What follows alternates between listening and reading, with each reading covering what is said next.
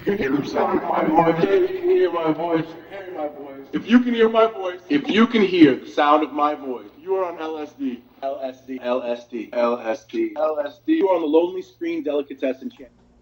If you can hear the sound of my voice, then you know that we're fucking back. Yeah. Back, baby. We took a little break. I blew my knee. We had different shit going on. Did you swallow or spit? I mean, if I could suck the debris, you know what the ortho told me it looked like? He said it looked like an abandoned space station. Oh. That's what it looked. He said you have the amount of derbis floating around inside your knee joint. It looks like an abandoned space station. That's what the motherfucker told me. I was like, what do you mean? He's like, when you see images of like abandoned shit in space, it's just floating around all in there. He's like, that's what's going on in your knee. And I was like, oh, that's why it sounds like cardboard tearing when I walk upstairs, and it makes my wife want to retch when what I love to do, I sit at the table and I put my wife's hand on my right leg, and then I'll like flex my knee up and down, and you can feel it, shredded. And I'm so used to it now, it doesn't even hurt me anymore. Yeah. Because it's just destroyed in there. But yeah, I would totally swallow. I would fucking blow it, suck it, swallow. If it could heal my knee, I feel like that guy in Grandma's Boy where I'm like, it's a risky operation, but I'm thinking about getting robotic legs. I'm fucking like at this point. Have you seen the thing?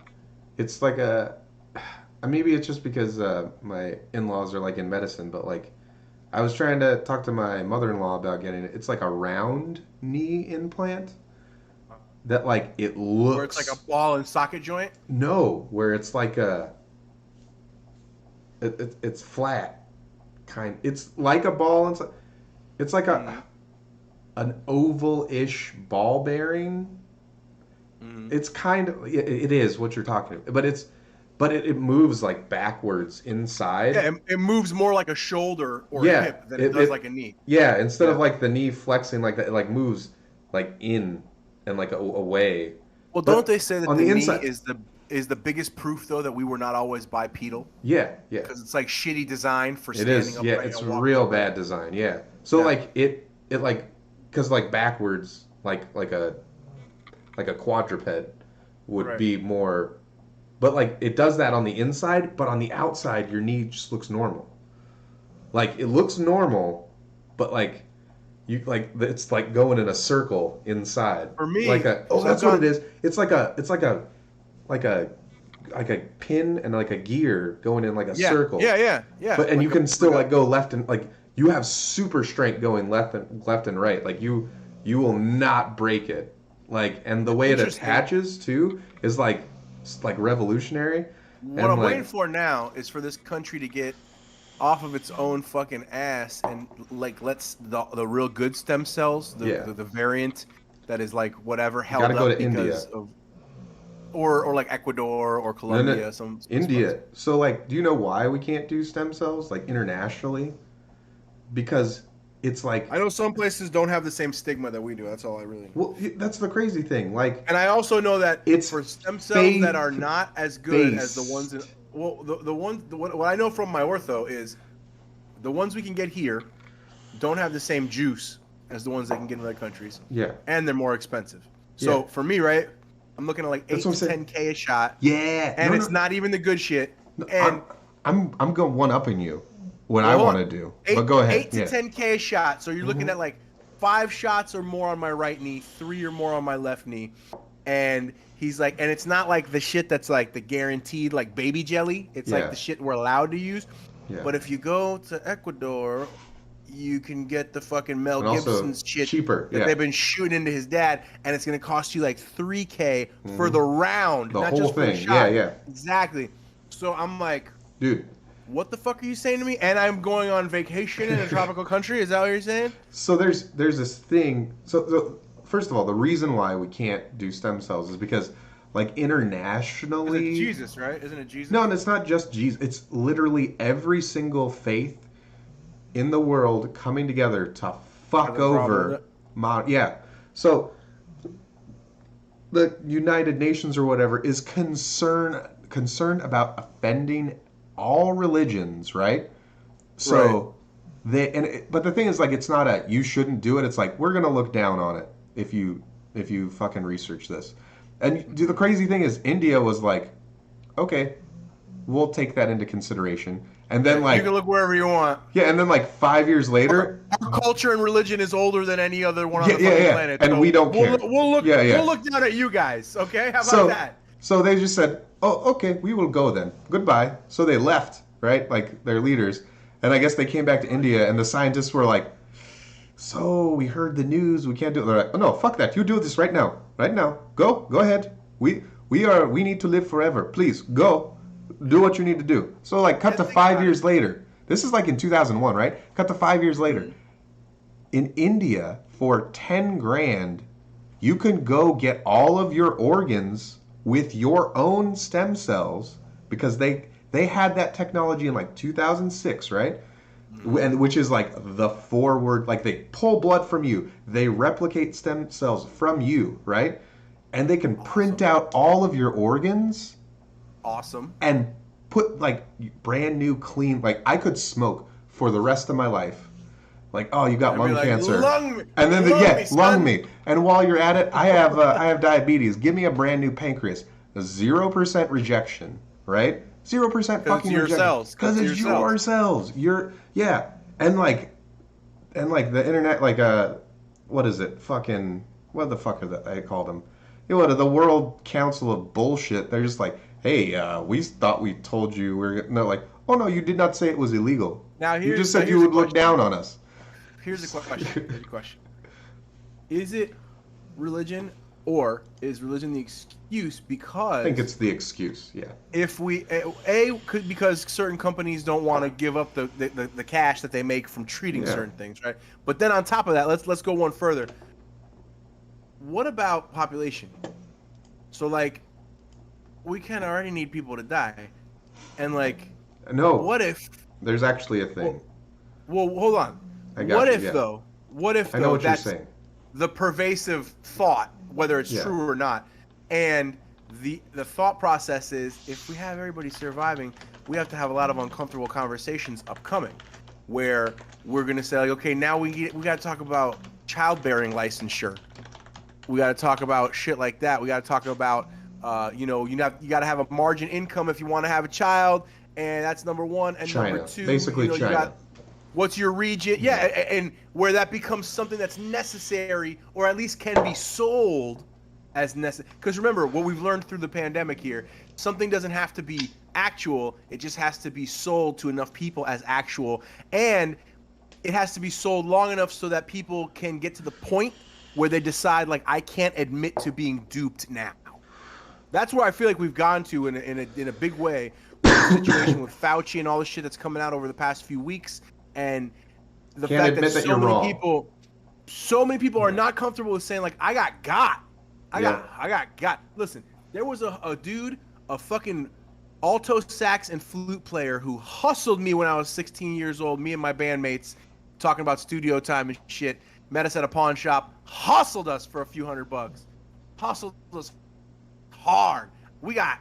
And then a couple times we almost like caught him and we're like, hey, what the fuck? He was like, smooth talked his way out of it. Told us his name was Greg Knight. All made up. All bullshit. Fucking got. All right. Learned from it. Learn how to take an L, first off. And then learn how to like bounce back from an L, and then learn how to not take that same motherfucking L. And I think that's a big part of the problem that we see. Like, it's like pervasive in the groupthink.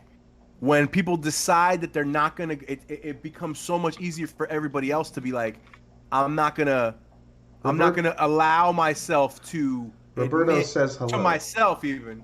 Oh yeah, what's up, my Cuban brother? Yeah. That's another episode that's got to be edited and released. Yeah, I'm sorry to everybody that I've been telling this weekend, Dad. Listen, Mike is our only editor for the channel. Mike is our only producer for the channel. Mike essentially is the entire tech board of our entire channel. Okay, actually, and he's one of the creative chairs. Okay, so the man has a big workload. And in fairness, I do is show up and be charming or cook. That's what I do in the fucking scheme of things. So Mike Take all the time you need. I just will passive aggressively remind you, like a good wife from the 1950s, that your shit is late every now and then. It's way late. Also, that particular one is way late. Yeah. And especially though because I was asking for a lot of edits whenever we mentioned being Cuban for that to be like just the intro. I could probably like put out the intro as like a teaser, because that's pretty. And you good. should drop the Atlanta and you should drop that Atlanta teaser. I did, right? I think you just sent that to me. You dropped that out, and I don't remember that being released on any platform. I can look on. I thought you just sent it to me. No, yeah, it's on there. It's got 17 whole views. I'll drop the link. I'll drop the link. Drop the link. I'll repost that. Hit me up. No, I'm dropping it in the. Put it in Facebook and then tag me in that shit. I just put it on the chat too, so all two people watching. Good luck with me figuring that out. No, I'm just saying all two people watching could maybe share. Can click it, share. That's what anybody who thinks what we're doing is fun or funny or enjoyable. Share. Other assholes can see it, and if they like. Also, join us in our shit talk. Oh, hey, Gene is here. Yeah. Gene. Yeah. Gene is also doing some work for the Midnight Fires project, which I'm really excited to see upcoming soon. Oh, Gene. He was telling me recently he's just rendering me being shot in the face, so that's exciting. Gene, I saw this picture of you from forever ago on Facebook. You were fat and also played guitar and had no hair. I mean, fat for Gene, but not fat. You know, like he had meat on it. In contrast. Yeah, and no hair, and was holding a guitar. I never knew this Gene. I've only known Dread Gene. yeah. But also for Roberto, like congratulations to him. I believe he will be having a daughter soon. Oh, yes. Yeah. I wish upon everybody the joy and love that a motherfucker gets from having a daughter. It really is turned me into such a fucking soft ass fucking. Oh man, like my kid makes my fucking day to a really ridiculous degree, and I think I see my friends who have boys and it looks fun for a lot of reasons. But yeah, totally. My daughter is the shit though, and also she gets to be gangster too because she happens to be my daughter. So like she does jujitsu, she can take a throw, she can give one. It's tomorrow. His daughters do. Oh yeah! Shit. That's awesome. It's like happening. Also, Gene said he wasn't fat. It was a shirt. No, I wasn't talking about the shirt, Gene. I know what you're talking about. I was talking about a little bit of this that was rolling out. You had your head down, but it was like that doesn't happen with your face anymore, Gene. This right here, when you look down, Gene, that doesn't happen anymore. That was happening, and you weren't looking down that much. Just saying. You were chunkier. That's all. Leave Gene alone for eating his mom's cooking. And I'm not saying Roberto, it's bad, but yeah. Roberto, goddamn, that's so fucking cool, man. Woo. You're gonna have is it your first? If it's your first, yeah, I think it's his first kid. Yeah, it's gonna be fun. It's gonna be fun, man. It's gonna be fun. I'll never forget. And I guess it's appropriate that tomorrow's Father's Day we're talking about this shit. I'll never forget when my wife had a cesarean, and I followed the nurse to the room, and she did all the shit that they do, checked the kid out, swaddled her up, and handed it to me, and she was like, all right, Dad, and then she bounced, and it's just me and my kid, and I was just looking at this little motherfucker, and she's just looking at me, and I felt like right in that moment, like none of my normal shit applies here. Like I gotta fucking be really fucking exceptional now, and every fucking thing that I do because of you. Like I don't know what it was about that, man. I feel so beholden to be good at whatever I'm trying to do because of my kid, and I feel a great debt to her because of that. And also, if you have a boy, you just want to jump off the roof. Well, I figure if you had a boy, you just want to turn him into a savage, and I'm kind of doing that with my daughter, but I don't think we're having any more kids. So I'm just like teaching her the same shit I would teach a boy. I'm teaching her how to shoot a bow and arrow. I'm teaching her how to choke motherfuckers. You know what I mean? I'm teaching her how to. If I could put my Alex Jones hat on too, Roberto.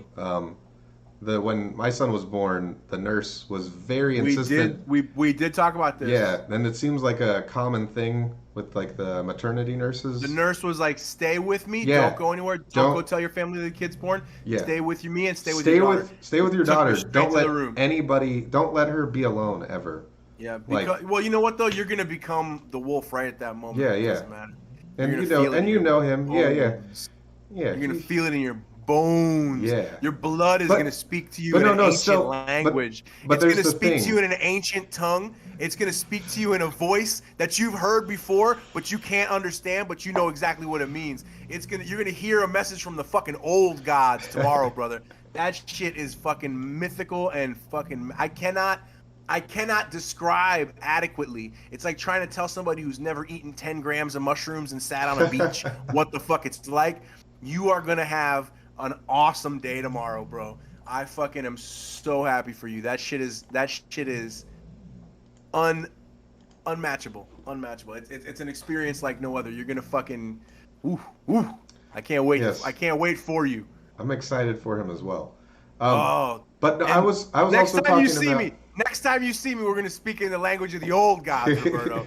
That shit is gonna come to you, bro. No shit. You're gonna hear the fucking drums, bro. You're gonna look at your daughter and you're gonna realize you're capable of such horror to keep her safe and such wonderful things to grow her world. Like it changes you. Oh my god. Ooh. So another reason I was doing that is because like we're like post-COVID thing, and they're already weird. Like I haven't been able to go to like my sonograms like for my kid because like I'm not allowed. There's not 2 people allowed in the doctor's office for that dumb shit.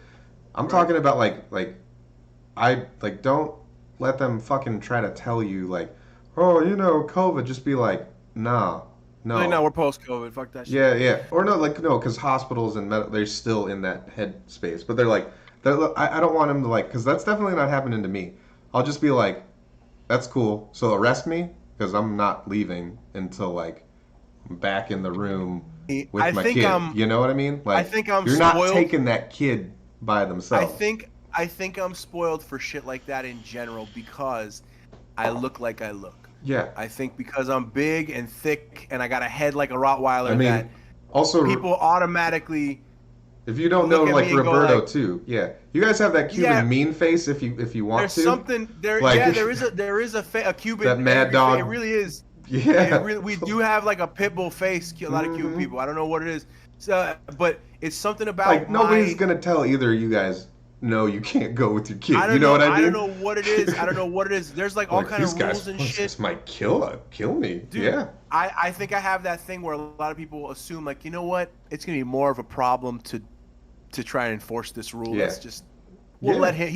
He's fine. You know what I mean? Like I get that a lot. I get that a lot, and I take advantage of it. I'm not gonna lie. Yeah. I take advantage of it. Now the offside of that though is, you know, it's gonna be quicker that they call for you than it's fine for somebody else. Yeah, no. You know what I mean? That's why I was saying like I'll lead right off. That's why you do it righteous. You go like, oh, bring him, call him. No, bring him. I'm gonna stay by my fucking kid until I can come back with them and drop her off. Like I'll spend the night in jail. That's cool. Or like you can take me outside and we can talk about this. But I'm coming back. Like I'm not pulling my eyes off this kid until it's in the hands of my wife.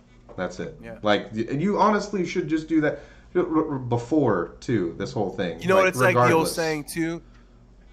Ask for forgiveness rather than permission. Yeah. Like, just my grandfather used to tell me, if you're gonna steal something like it's yours. Yeah. You know what I mean? Like, and that's the methodology I would take with it, where it's just like they tell you like, oh, sir, come over here. You'd be like, yeah, and stay right next to your fucking kid. You know what I mean? Like, and then you take advantage of like, oh, I'm in a magical daze of fatherhood. I'm sorry, I apologize. I'm in a magical. I punched that guy in the neck because I'm in a magical. Or not even that. Just like you're not listening, and they call the cops. Like, a lot of cops are dads, so like I'm pretty sure like it's gonna be hard for you to be the bad guy in that. They call the cops. Oh, he won't let us leave his newborn child by himself with strangers. I'm sure the cops will be like unattended. Yeah. The cops will be like, why are we here? Like he hasn't threatened anybody. No, he just said he'd go to jail. And they're like, for what? And they're like, so is he back now? Is it done? Did he get past? Yeah, but he violated the thing. They're like, I'm sure the cops will be like, okay, well, when he hits somebody, like, let us know. Call us back. Call us back. Yeah, we'll get but back it looks like he's past that? Okay. Funny. Like, could you imagine, like, telling a cop that, too? Like, they have to, tell a cop, they'll be like, I could. They'll be like, I've seen it. I've seen it, and you've seen it. Yeah. Look, as much as cops get Call shit my lately, friends. and as much as and as much as bad police work deserves to get shit, what I see most of the time with cops is just dudes. They're just guys, and a lot of the time they're just like, what kind of shit? Like when it's outrageous and ridiculous, because again, I have this fucking big head and all the tats or whatever you want to look, whatever it is that causes people to go like, either let him do whatever he wants or call the police immediately. Mm-hmm. On those call the police immediately moments, almost every time I've left with a handshake and a fucking like, hey, you have a safe shift, and the cop be like, hey, thank you, I appreciate that. You have a safe night as well. And it's that fucking simple. And it can start as high as an escalation of that I told somebody I would break their leg off and fuck them with it. Yeah. Like When your kids involved, I'm not always as diplomatic as I could be. You know I mean, like in this situation too, like your kids involved, I feel like regardless if a cop has a kid or not,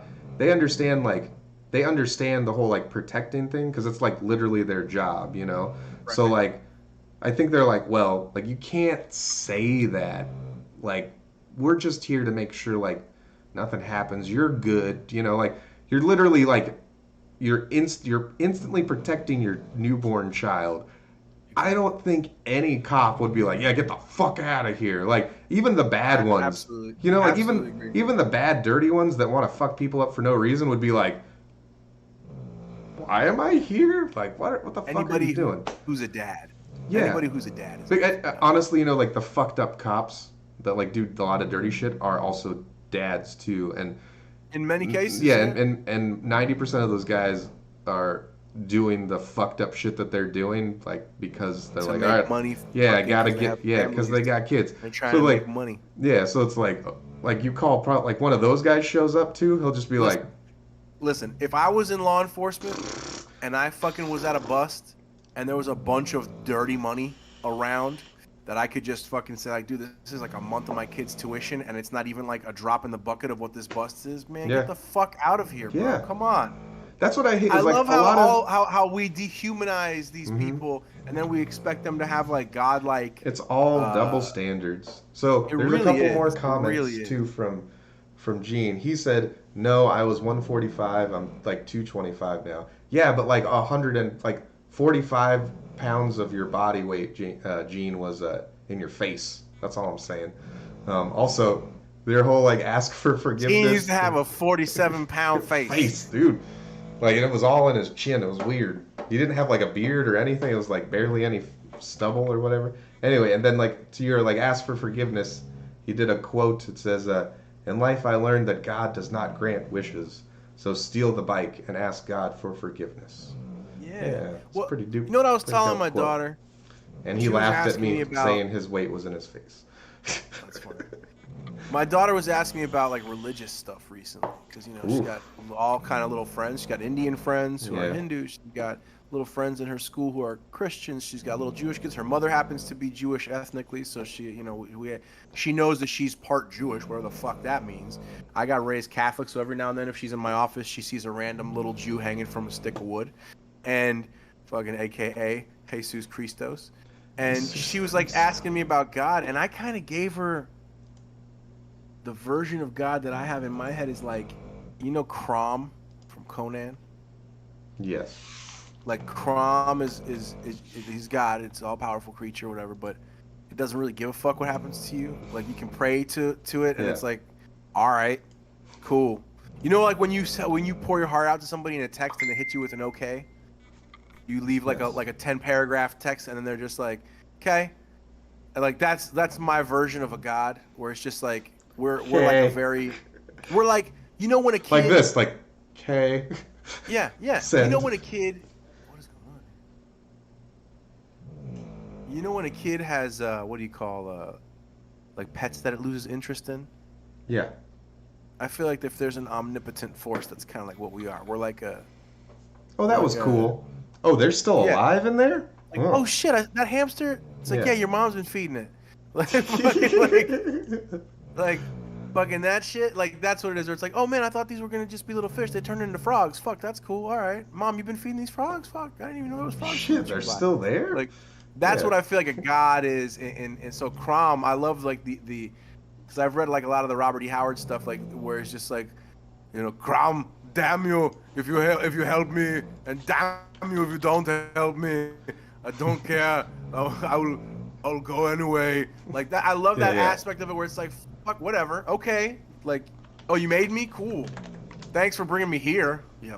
Fuck. Like, so it's just like, this I'm kind of place teaching my sucks. kid that Can you version help?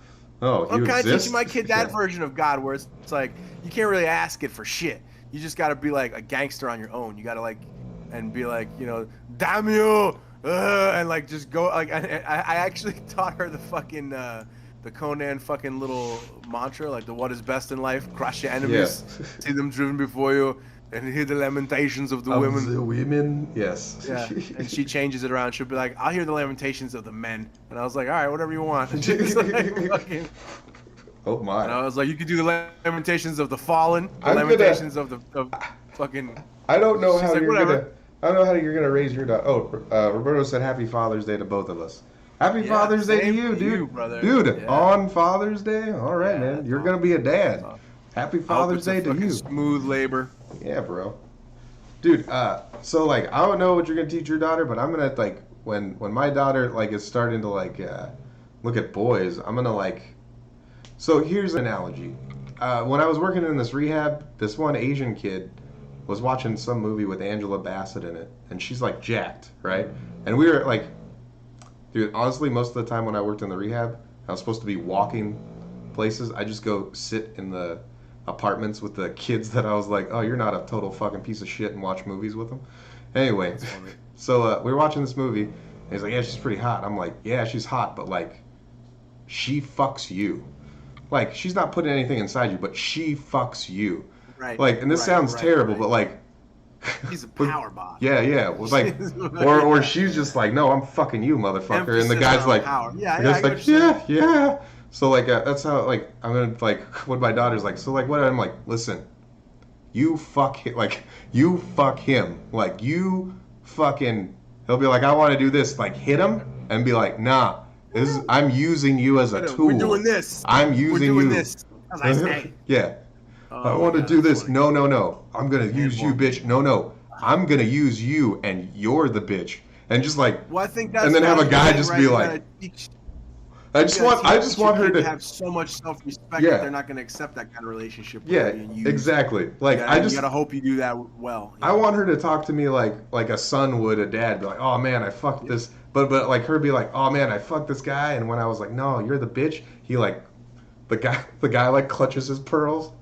And then she's like, yeah, I fucked him. I fucked him. It's good to have, like, I try my best to make sure that my kid feels like she could talk to me about whatever, too, man. Yeah, it's yeah. important as fuck. Important as fuck. You're going to be there soon, Like man, because your little dude is creeping up on that age when he's going to start being, like, having problems, having social shit going on in his life. Yeah. I think it'll be a little further for boys, usually. He already is. He already is. Like, when somebody, because I'm trying to teach him to, like, if somebody, like, messes with your friend, like, in future your sister, like, fuck him up. So he's like, this kid pushed my friend Gavin, so I kicked him. And I was like, oh, okay. He's like, I kicked him a lot. And I was like, oh, okay. And I was like, all right, so I'm definitely going to hear about this. I asked them about that. They're like, oh, he's fine, I guess. And like I've seen the teachers like take two kids out like when we're all picking them up and be like, okay, here, like these kids had a fight, but like I guess when Nikolai's like we're fighting, the other kids are like, no, ow, okay, oh everything's fine, Nikolai. And I'm like, that's good. So I'm gonna teach my daughter to be the same way. It's gonna be I've terrible. noticed also with shit like that if a kid is kind of a little prick, Yeah. like they're not gonna call it. It's like when a referee doesn't like a fighter, they don't call the fight right away. If he's catching a couple, they let a couple slide through there. Like it's the same kind of mentality with a lot of these teachers, where it's like, oh, like we love your kid a lot, so like you're not getting the incident report on this. They one. They tried to give me an incident report the other day because like I guess he wasn't listening to the teacher, and he wasn't like he was just you've seen him just back and forth and hit his head on the table. But when he came out, he was like, yeah! And they're like, are you sure? I'm like, he's like bulletproof, pretty much. Like, you've seen him. And they're like, yeah, sometimes we're like, oh, is he okay? And he gets up and laughs, and I'm like, it's fine. They're like, we'll write out the paperwork, and I'm like, no, he's fine. We're all good here. Don't worry. And they're like, oh, that's the only okay, thing I'm good. jealous of when it comes to my friends with boys. We were hanging out at a friend's house, and we all, it's a bunch of couples who have like all kids the same age and shit. And the couple whose house it was telling, like, the wife is telling me, like, oh, we've got this basement, the kids love it, they got all these like cars that down there, they go nuts, it's great. And she was saying that's where her the kids were probably at. And we were like, oh yeah, we're talking. And the girls are like doing a little tea party off in the corner, and we assumed the boys were all down in the basement. Yeah. One of her sons, all of a sudden, after we're talking about this fucking basement for like a half an hour, just comes out of the trees with arms full of yeah, you were saying, yeah, you told me about that. That was hilarious. If I got these trees, and we're like, what the fuck? And we die laughing. And she's like, buddy, have you been in there? How long have you been in there? He's like, I don't know, a long time. I've been getting these trees. He's got hands full of fucking branches and shit.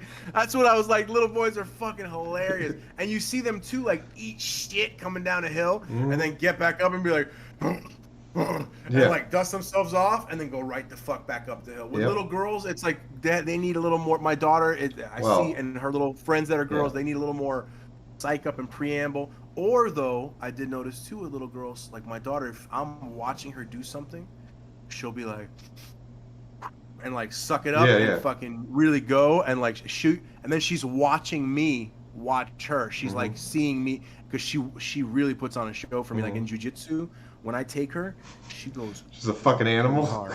I had to tell her, like, hey, because there's two classes. There's like a little kids class that's one time, and then right after it is a bigger kids class with the gi. And in the little kids class, they don't do any submissions. They just teach the kids takedowns, essentially, in position. And she gets on this kid's back, and I had been like the day before teaching her just like hand placement for the rear naked, and she just grabs this kid's fucking neck and wrenches it back, and the poor kid was not expecting it at all. Did not know that was happening. He was like newer to the class, and he was a bigger than her kid. He was a little boy who was a little bigger than her. She fucked him. Yeah. He yoked his fucking neck. But the funny part is that all the main instructor there, who's a great guy, and he's great with the kids, and just a great practitioner of jiu-jitsu and instructor, and you could tell they love that shit. They love when the little kids show like some ruthlessness. Yeah. And fucking, he was like, I was like, okay, we don't. That's awesome. Do that. But his reaction made me fucking laugh more than anything, because he was like, because they're watching these little kids all day do this shit, and then all of a sudden you see a kid like go for the kill. It's got to be like a nice little fucking boost. Fucking I love that shit so much. So much. So also, Gene had a funny comment. Back when I was talking about I'm going to teach my daughter to fuck dudes. He was like, the greatest woman I've ever been with in my life punched me in the forehead while riding me because I started moving my hips. He said she also had one of the most modded gun collections I have ever seen in my life. No. Hilarious. It's just my daughter in the future, hopefully. Well, stay down, motherfucker. Man. Right? I don't know. I'd get it. It would be a real power struggle, let's say. Although I have asked to be hit, but if it was like not requested, I might get upset. See, that some real. If I can like instill that into my daughter, if she's like, "Oh yeah, I'm marrying this guy," and I'm like, I don't want to know any of like the bro details this time.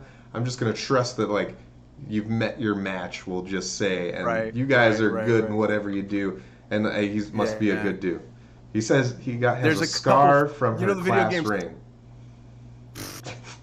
A bitch who wears a class ring is a fucking dude. In general.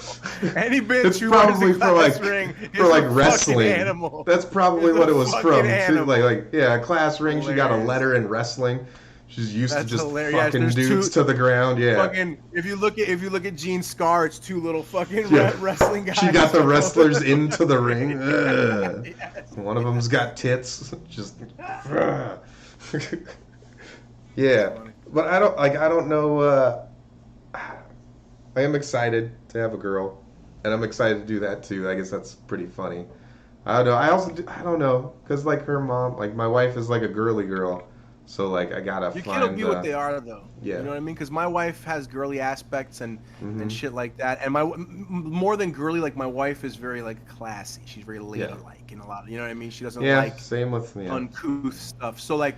Yeah, That's gonna be a balance. And my Yes. daughter likes to be in the car with me. In the Yes. car, she can be like, Dad, Yes. Dad, can I say son of a bitch when the part comes on in the song? Or can I say douchebag if someone revs their engine? It's like, yes, you can. Oh. With Dad in the car, you can. Like, fucking that shit. I was- Or like, I teach her shit like that, and it'll come Yeah. out. Sometimes it'll seep out. Where Mhm. like, if I tell her like she hears like somebody revving an engine, I'm like, that motherfucker's mom didn't hug them at all, and like she'll be like, that MF didn't get hugged by his mama. That's what she'll say.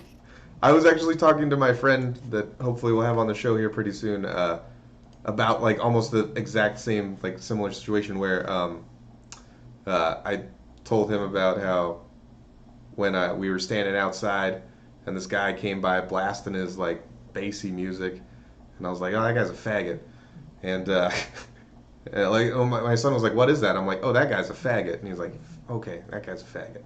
And then we were outside. Wasn't there a whole South Park episode of the same fucking? Oh, with the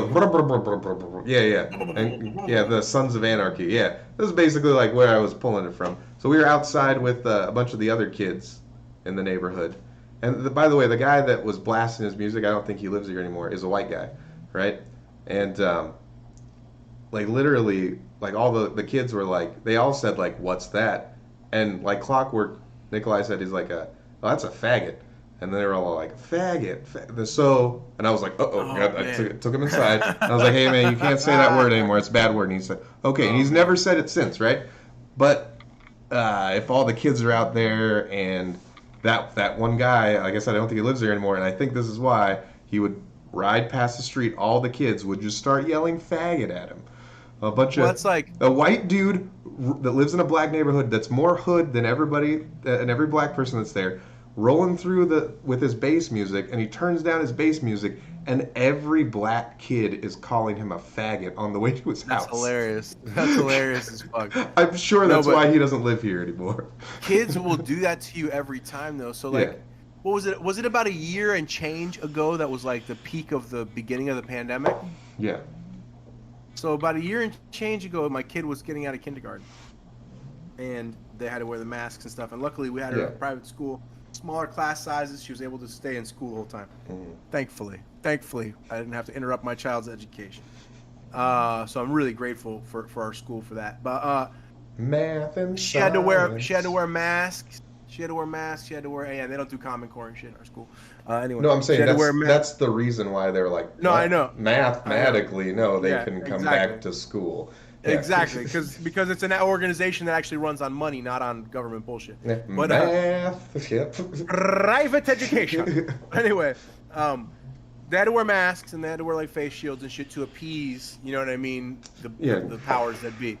But my kid, my jiu-jitsu school, which I won't name because I don't, wouldn't want to get them in any trouble, was like, fuck that shit. We're doing jiu-jitsu. Full con. Motherfuckers are over here sweating on each other. We're not getting shit. Our immune systems are gangster. Yeah. Like, so my BJJ school that I attend fucking stayed open, and I'd take my kid to class, and she'd be like, Dad, how come we don't have to wear masks in jiu-jitsu class?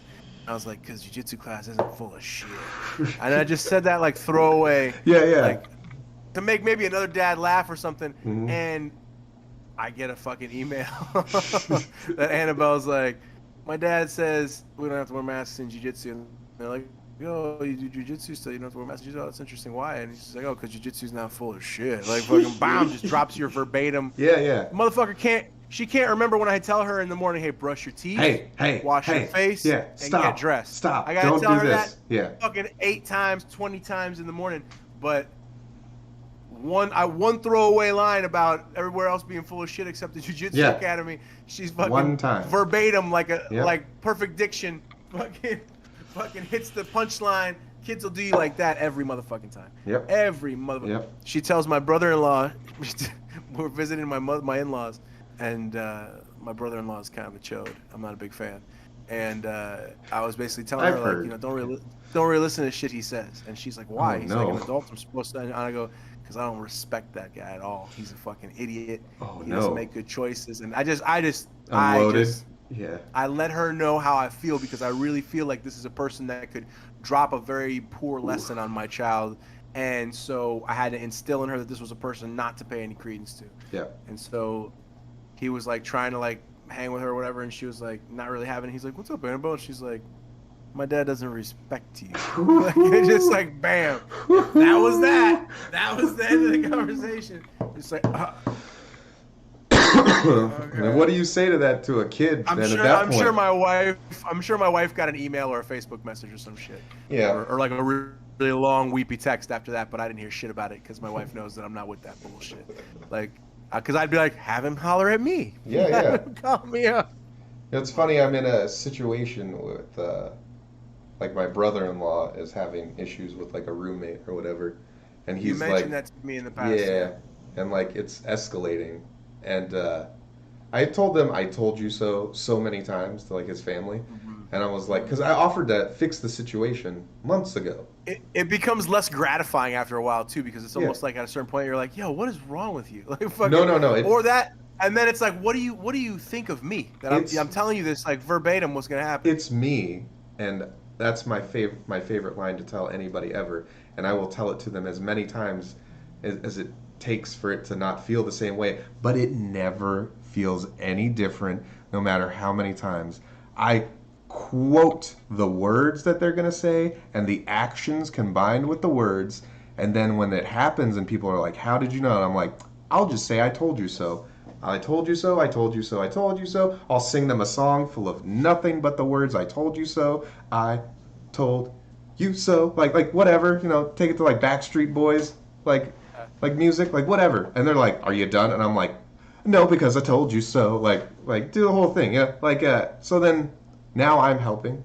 And it's funny because this person also knows me.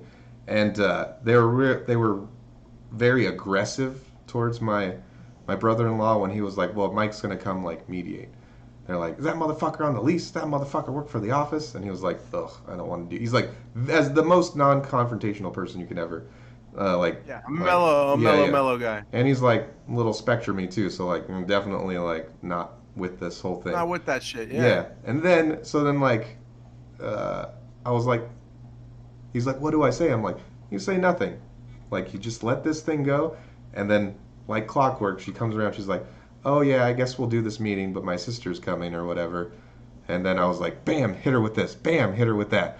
And he was like, okay. I'm like, don't say, because he already fucked up some of the game by like interpreting what I was saying. And I was like, no, just copy and paste my text.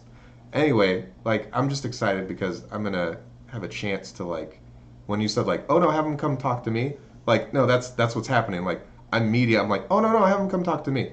Like I'm running the whole game now. Like she did not want me involved because she knows that like she can't mentally compete like with me, like because I've already shown her the game that I run on other people, and she realizes that she fucked up, and she's in a situation where I'm gonna have to run that game on her, and I don't think she's ready for it. And now I think she's like accepting her fate. She's just like, okay, like he can come. Like it went from like 1 million, fuck you, this is fucking it. Like, oh well, there's no way I can get out of having Mike go through this, so it's pretty much lost. And I'm just like, yeah, fucking come see me, bitch. I'm just happy, because that's what I like exactly to do. What you mean. So I like. I know exactly what you mean. It's a rare opportunity where where you say like, have him come talk to me, and the person's like, okay, and it's like, all right, yeah. Well, you're like, this is a rare opportunity. I will, put my bib on, get my utensils ready, set on the da da da da da da, the fine music, yep.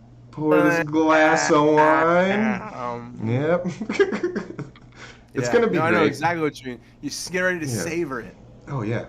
I'm already savoring it, and it hasn't happened. Like, well, being able to righteously tell somebody to go fuck themselves is a real rare treat. Oh, no. In this day and age. I'm not doing that. It's like a lease situation, and they're trying to hold all this shit over his head.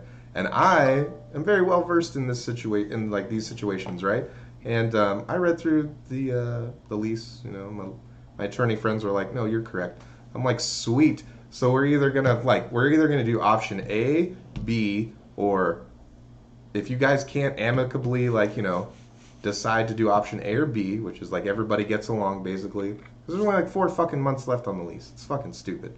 Like if everybody can't like be adults, right, and play nice, I will execute option C that'll get you both evicted, and we're gonna sue you for the fucking the penalties and fees, like his half of the penalties and fees, because it's gonna be your fault that I'm gonna get you guys evicted. Like there's gonna be a whole fucking like, it's either you play nice or I blow up the whole, like, you know, that's the play nice or we slaughter the fucking field. Yeah. That's how it works. Yeah, and I'm gonna like, I love doing this. This is my favorite thing to do in these situations. Like, this is not a big deal for us or me. Like, I pay the fine. I've got money, more money. It's there. I can keep going with my life. This seems like a burden for you. Like, you seem to be on a lower standing. So this is like a nuke to you, and it's like a light breeze to me. So it's up to you. Right. Do you want to take the path of least resistance or live in the fallout of your terrible decisions? You know, obviously, you know, more eloquently. I love being in the situation to say that. It's one of my, like, there's this terrible movie, Pool Hall Junkies. It's pretty old. Christopher Walken's in it. Fucking think I know that movie. Yeah. It's like something I maybe saw like 20 years ago. Yeah, it's a 20-year-old movie. Yeah. It's got Michael Rosenbaum in it, Lex Luthor from fucking. Yeah. And when he was young as fuck. He was young as fuck in that movie. Yeah. And the Asian kid from the Teenage Mutant Ninja Turtle movies, Kino or whatever. He was in Surf Ninjas. Yes, he was also in Surf Ninjas. Yes. Yeah, so it's got those two kids exactly are in it. What you're talking about. Yeah. So anyway, they were like part of the throwaway group. But they were trying to do another like the next generation of like that Emilio Estevez and fucking and Lou Diamond Phillips. Yeah, generation the Brat Pack. Yeah. They were like the newer incarnation that didn't quite get as much, you know, push. But I'll tell you what, Surf Ninjas is still one of the funnest it is a great fucking movie. I remember as a kid. So hard to find. There's a scene from that movie where like what the fuck did I say his name? The famous guy. Rosenbaum? No. Walken? Christopher Walken is like backing the main character against his old backer for like $1 million or whatever. And like they're manipulating the shot or whatever. Like, and then the old guy the old backer that's turning on the main character is like, you don't have the stones, you don't got the money, all this shit, you know, like fucking hustlers do. And then fucking Christopher Walken has the greatest line. He's like, listen, this is a big deal for you. It's $1 million to me. I'm a millionaire. I give you $1 million, I go get another million. We do it again. It's no problem for me. And there's like a whole bunch of other like Christopher Walken like fucking like fuck you up like the way he stretches shit. Dude, he's like, I'm a millionaire, and it was just like when he does that, like it literally is that the movie where he's like for me, like a cup of coffee. Yeah. Like a newspaper that I leave on a bus bench. Yeah, that's what it was. That was for you. Yeah, it's your house. Yes, it's your life. It's everything you ever worked for. Yes. Gone in the blink of an eye. Yeah.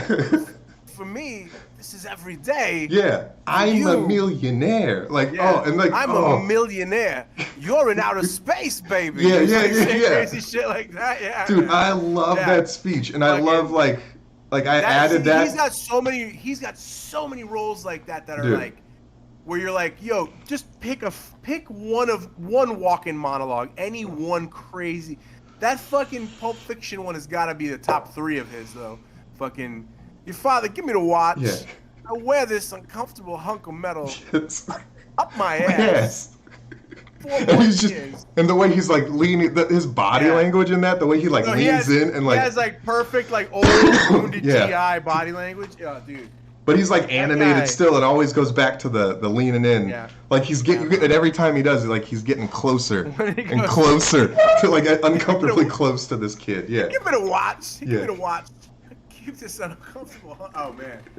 Yeah. But that movie is like one of those ones because you think of Kings of New York, you think of King of New York, you think of obviously Pulp Fiction and stuff like that, or fucking. But you don't. That one is like an unheralded walking gem. Like, do you remember? Dude, as soon as I saw that, like I was like young into my like manipulative speech thing that I do, and I was like, and I was just like, that is in my rep. Like when I am able to do this over somebody, Yes. That's in my repertoire.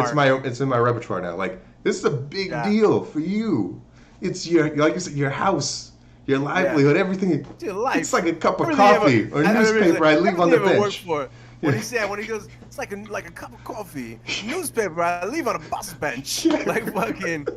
It's just like, I love to the guy that he interacts with. It's like a standard like Italian gangster type actor. Yeah. Like he literally like has the tough guy face, and it goes to like, oh fuck, like the interaction. Acting. The interaction between those two, like everybody else in that scene is like throwaway, whatever. Right. And because also that's like all it takes for a good movie, though, man. That's all it takes for a good movie. Two guys in that last scene.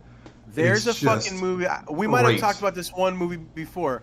There's a movie like that. I don't think Walken's not in this one, but Way of the Gun. Yeah. Benicio del Toro, Ryan Felipe. I watched that movie for the first time because of you. Yeah. There's like a dozen scenes in that movie that are just so fucking good. The scene with Benicio del Toro and James Caan in the Mexican cantina. Drinking together, talking.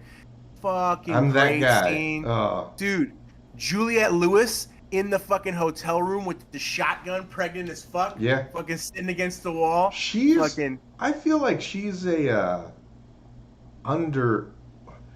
She was accurately like rated in her heyday and is now underrated for some reason. Like she picks her titles very tediously. And she picks weird, interesting roles, I feel like. Like she doesn't pick any boring shit. Excuse me. COVID 100. But yeah, like but the other thing I like about her is when she's not picking weird, interesting stuff with amazing acting. Too much smoking. She's doing comedy. Like yeah, she's funny. Yeah, her like dumb girl voice is like perfect. No, she's tremendous. Tremendous. But she's not. If you like watch her in anything, you're like, she's not stupid. That's one of those. But like her movies, tone is great. Where everybody in that motherfucking movie is amazing. Yeah, it's a great ensemble. Is it fucking? Taye Diggs. I forget the white guy, but he's actually another good guy too. He's been in a ton of shit. He plays crucial bit parts in everything that he's doing. Yes. Where he like plays like lawyers a lot. He plays like a cop a lot. That guy, he's really fucking good. He looks like he could go as either a white guy or Latino. He can go either side. He looks like he could go like a psycho, I think I've like seen him play Middle Eastern. Yes, yeah. And then the guy who played the older guy, who was the money guy in the whole thing, the guy who played Chittick, he got a boost in his career recently as Herschel in The Walking Dead. Yeah, that's right. That guy's tremendous. That guy's because he was on a downslope after Way of the Gun, and then just. And then you go even further. The guy who plays James Caan's buddy that he calls, who's playing Russian roulette. Yeah. That guy, I want to say that actor might have even passed away now. Every little part. He is in that movie. Fucking tremendous. When the way he does the Russian roulette too, he puts a bullet in each gun. In the bag. Puts 6 guns in a fucking pillowcase and spins them around and fucking just reaching in, click, reaching in, click, as he's taking drinks. And the fucking the phone is ringing the whole time, and he finally is just like, what? And he fucking hi. I love the way where he looks at the lampshade next to him and he fucking puts his hand on his head just in case he's gonna fuck up the lampshade. Holy shit! What a fucking good movie that is. There's so many great scenes. The scene where they grab her from the doctor's office, the tension gets built so beautifully in the hallway corridors. I don't even fucking know, but that's one of the first movies that I looked at as like, this is a modern day Western. Like it's a film. This is like a fucking. Well, it's a this film. Is a cowboy fucking film. Yeah. I think. I'm just checking right now. Go ahead. No, but that scene, they ghost ride the car through the fucking alleyway while Taye Diggs and the other guy are following them, trying to catch up to them and get the chick. The guy who plays the doctor, the disgraced doctor, who's the son of the rich guy. The cunt wife who wanted to surrogate in the first place. So this guy directed The Usual Suspects, or no, like that's his movie. You go. But then he's also done every Tom Hanks running away from his gayness movie as well. What? What are those? Mission Impossible. Every Mission Impossible. Every Jack Tom Reacher. Cruise. Tom Cruise, Yeah. you mean? Tom Cruise. Yes, Tom Cruise. Yeah, sorry. I was like, Tom Hanks running away from his gayness? Every Jack Reacher, every Mission Impossible, he's the director and producer. The Edge of Tomorrow movie, he was a writer. Oh no, he writes. So that's obviously Tom Cruise's like boyfriend, secretly, because he's writer, director, producer for every Tom Cruise movie. Whatever, that's fine. Hey, I would exchange hand jobs with Tom Cruise for a role in one of those movies. Oh yeah. I wouldn't blow him, and I'd have to get mine too. It would have to be. You know what mutual. We could do? What's that one? Yeah, what's that one where you hold your own dick and then they grab your arm and move your? I would do that with Tom Cruise just for if I could be his like if I could be the guy in the van being like, hey, they're on you, and then I could do the thing where I die like a hero in the back of the van, like I'd be like a cult character. Yes. Yeah, I'd do a handy swap with old Tom, with Tommy Boy Cruise. Oh yeah, he's Christopher Walken is in The Prophecy as the Archangel Gabriel. The Prophecy, fucking that's another one. But no, what was the movie back in the day? It was a Stephen King movie that he was in where he could tell the future. He got like struck by lightning or some shit, and then fucking he kills Martin Sheen.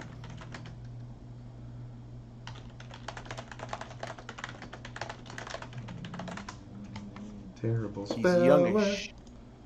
He's young as shit. The Dead Zone. The Dead Zone.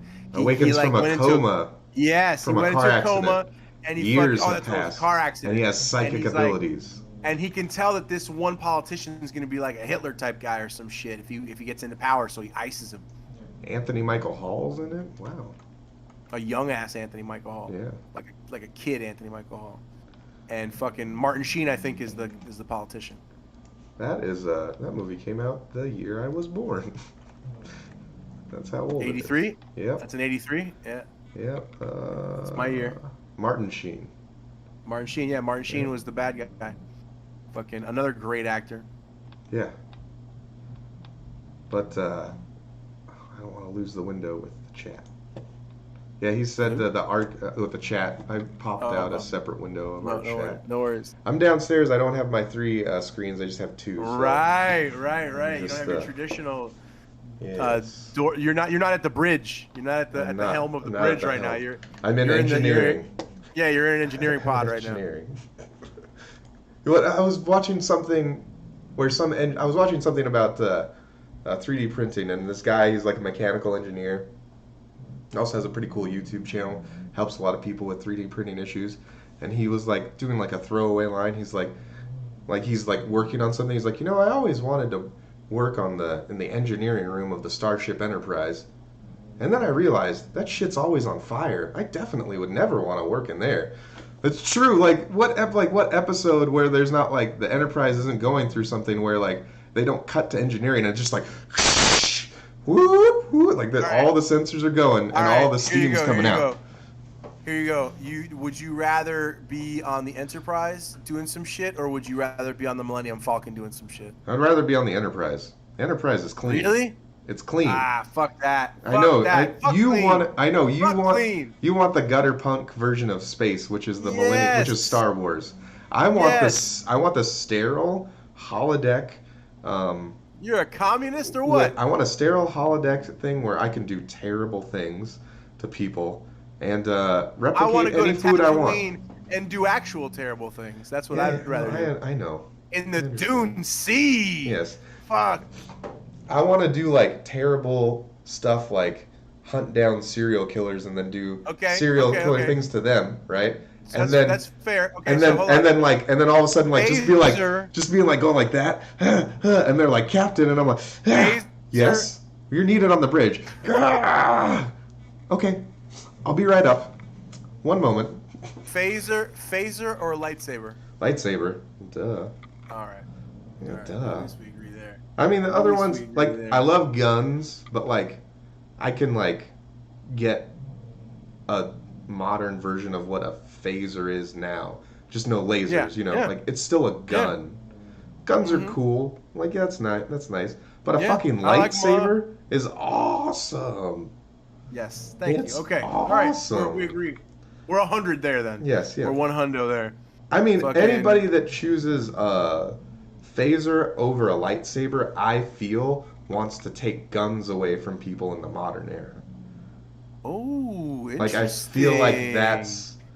Like, if you ask that question to like a dirty commie, they'd be like, well, a phaser because it's more controlled and you can set your phasers to stun. Humane. Set your phasers to stun.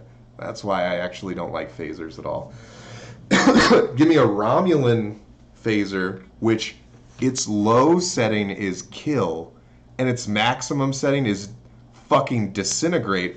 All right, maybe you set me up with a Romulan like laser fucking rifle against somebody with a lightsaber, and just watch him go like that, and the blast expands.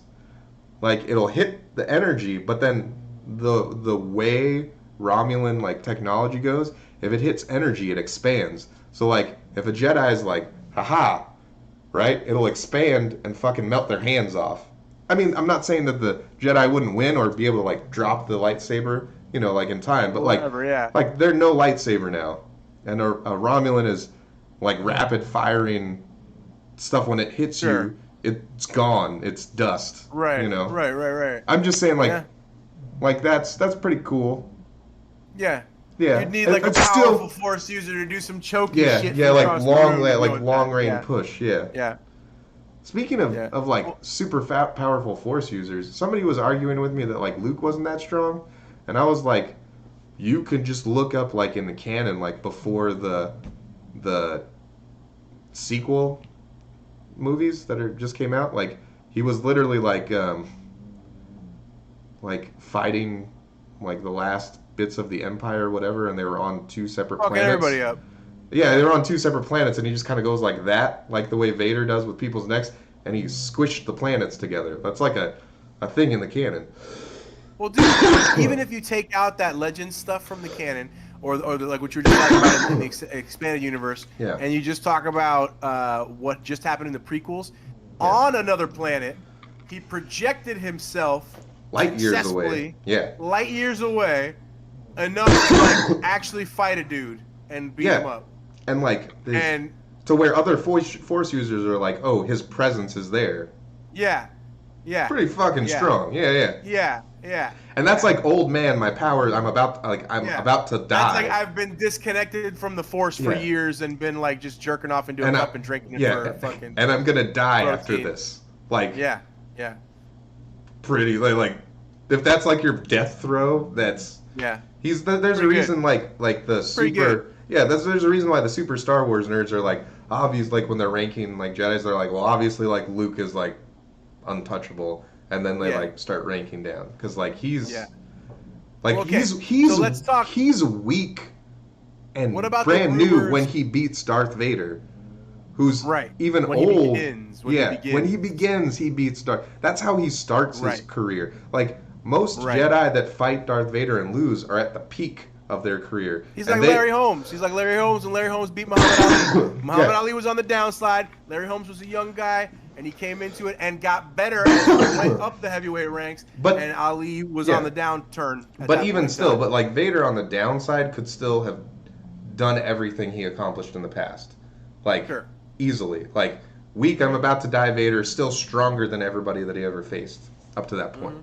Like, and that's how fucking Luke starts his. He had been training as a Jedi for like 2 years, which is as an adult already. So like, he shouldn't like know his ass from his elbow, and he just beats Darth Vader, and then who is like the most powerful. Who was the previous chosen one? Like now, which is crazy. You gotta also say too, he had arguably two of the greatest of all time. Training him. Era Jedi's training him in Obi-Wan Kenobi and fucking. But Yoda, even the Grand Master of the Jedi. But even his dad, who was getting trained by Obi-Wan in his prime, was still not like making the leaps and bounds that he did immediately. Especially in the use of the Force and connection to the Force. He was, I think, equally a swordsman and a powerful, Well, the other thing, too, is, like, I know you know this lore, like, there's the 7 stances of like lightsaber stuff, and then Darth Vader made up an 8th one that he didn't teach to anybody. But he had to make it up because his suit gave him all kind of fucked up function limitations. But still, like he couldn't even raise his arms all the way up. Yeah, but he made it. He made another stance, regardless of the reasons why he needed to make. He fucking made that shit, and then like it just happens to be like the most OP like stance, and people are just like, oh well, I don't even fucking know how to defend this because like it's a style that they never seen before, and I'm sure. And I'm sure Obi-Wan was just like, no, because he was only a master of 3 styles, or the 3rd style or whatever, which is primarily defensive. That's who taught him as like the defensive master. I think from what I remember in my dork knowledge, Obi-Wan's they had to all know them all. Yeah. Understand all the styles, and they could master them as they pleased. Yeah. And he was a master. In different phases of his life, he was more commonly utilizing different ones. And then, but like Soresu was the one that he was known for. When he was like fucking that shit. Which is primarily like counter punching. Like that's his whole thing. Which is like a counter striking stuff. Yeah. Which is why that scene in Rebels is so awesome. When he fights Maul in the desert, it's so fucking cool and poetic. Yeah. Where they just stand there opposed to each other like a samurai, like fucking showdown. It's like an anime. Dude, it was so good, so poetic. It's some of the best Star Wars that's been out in the past decade. I don't know how it gets a ridiculous amount of disrespect. Well, it's disrespect by people that have never watched it, but everybody that watches it. In general, that's with the cartoon Star Wars, though. There's like this. But people stupid like attitude against it for some reason. People judge Rebels based on like the first couple episodes of the Clone Wars that were super kid like, right? That are like super kid friendly. But Rebels, I mean, it's a fucking Disney XD show to start for real. But Gene's getting into the combo. So lightsaber, shit. Luke OP. Luke literally beat a black hole with the Force. Yeah, too. Vader versus Ahsoka. That is also my favorite lightsaber battle. One of the best. Yeah, one of the greatest. And that's another reason too. Like the super nerds put Ahsoka so high up there too, is because like Darth Vader in his prime, Ahsoka. Yes. I mean, I know she gets saved by. She hung in there long enough to get saved, homie. But so that's not even that. She hit him. She hit him. That's like losing a fight to Mike Tyson, but by decision. Yeah. Where you're yo, that motherfucker is a killer to survive with Mike for the full. And you rocked him. And you rocked him at like one time. Exactly. Like the guy that makes Mike Tyson take a knee for the first time, but still loses the fight. Exactly. That's literally like where like Mike Tyson's like, that guy hits fucking hard. She fucking like slices off his fucking face mask like that. Mm-hmm. She was like a centimeter away of winning, and I mean, obviously because the future, like she can't, but like she gets that close, and then what's his face, fucking Ezra Bridger, fucking pulls her like through the time thing, but still like she up till that point. I'm excited for the potential bridging of all those storylines through I am too. The Ahsoka series coming out and the Mandalorian and all that shit. But like up till that point, and after that.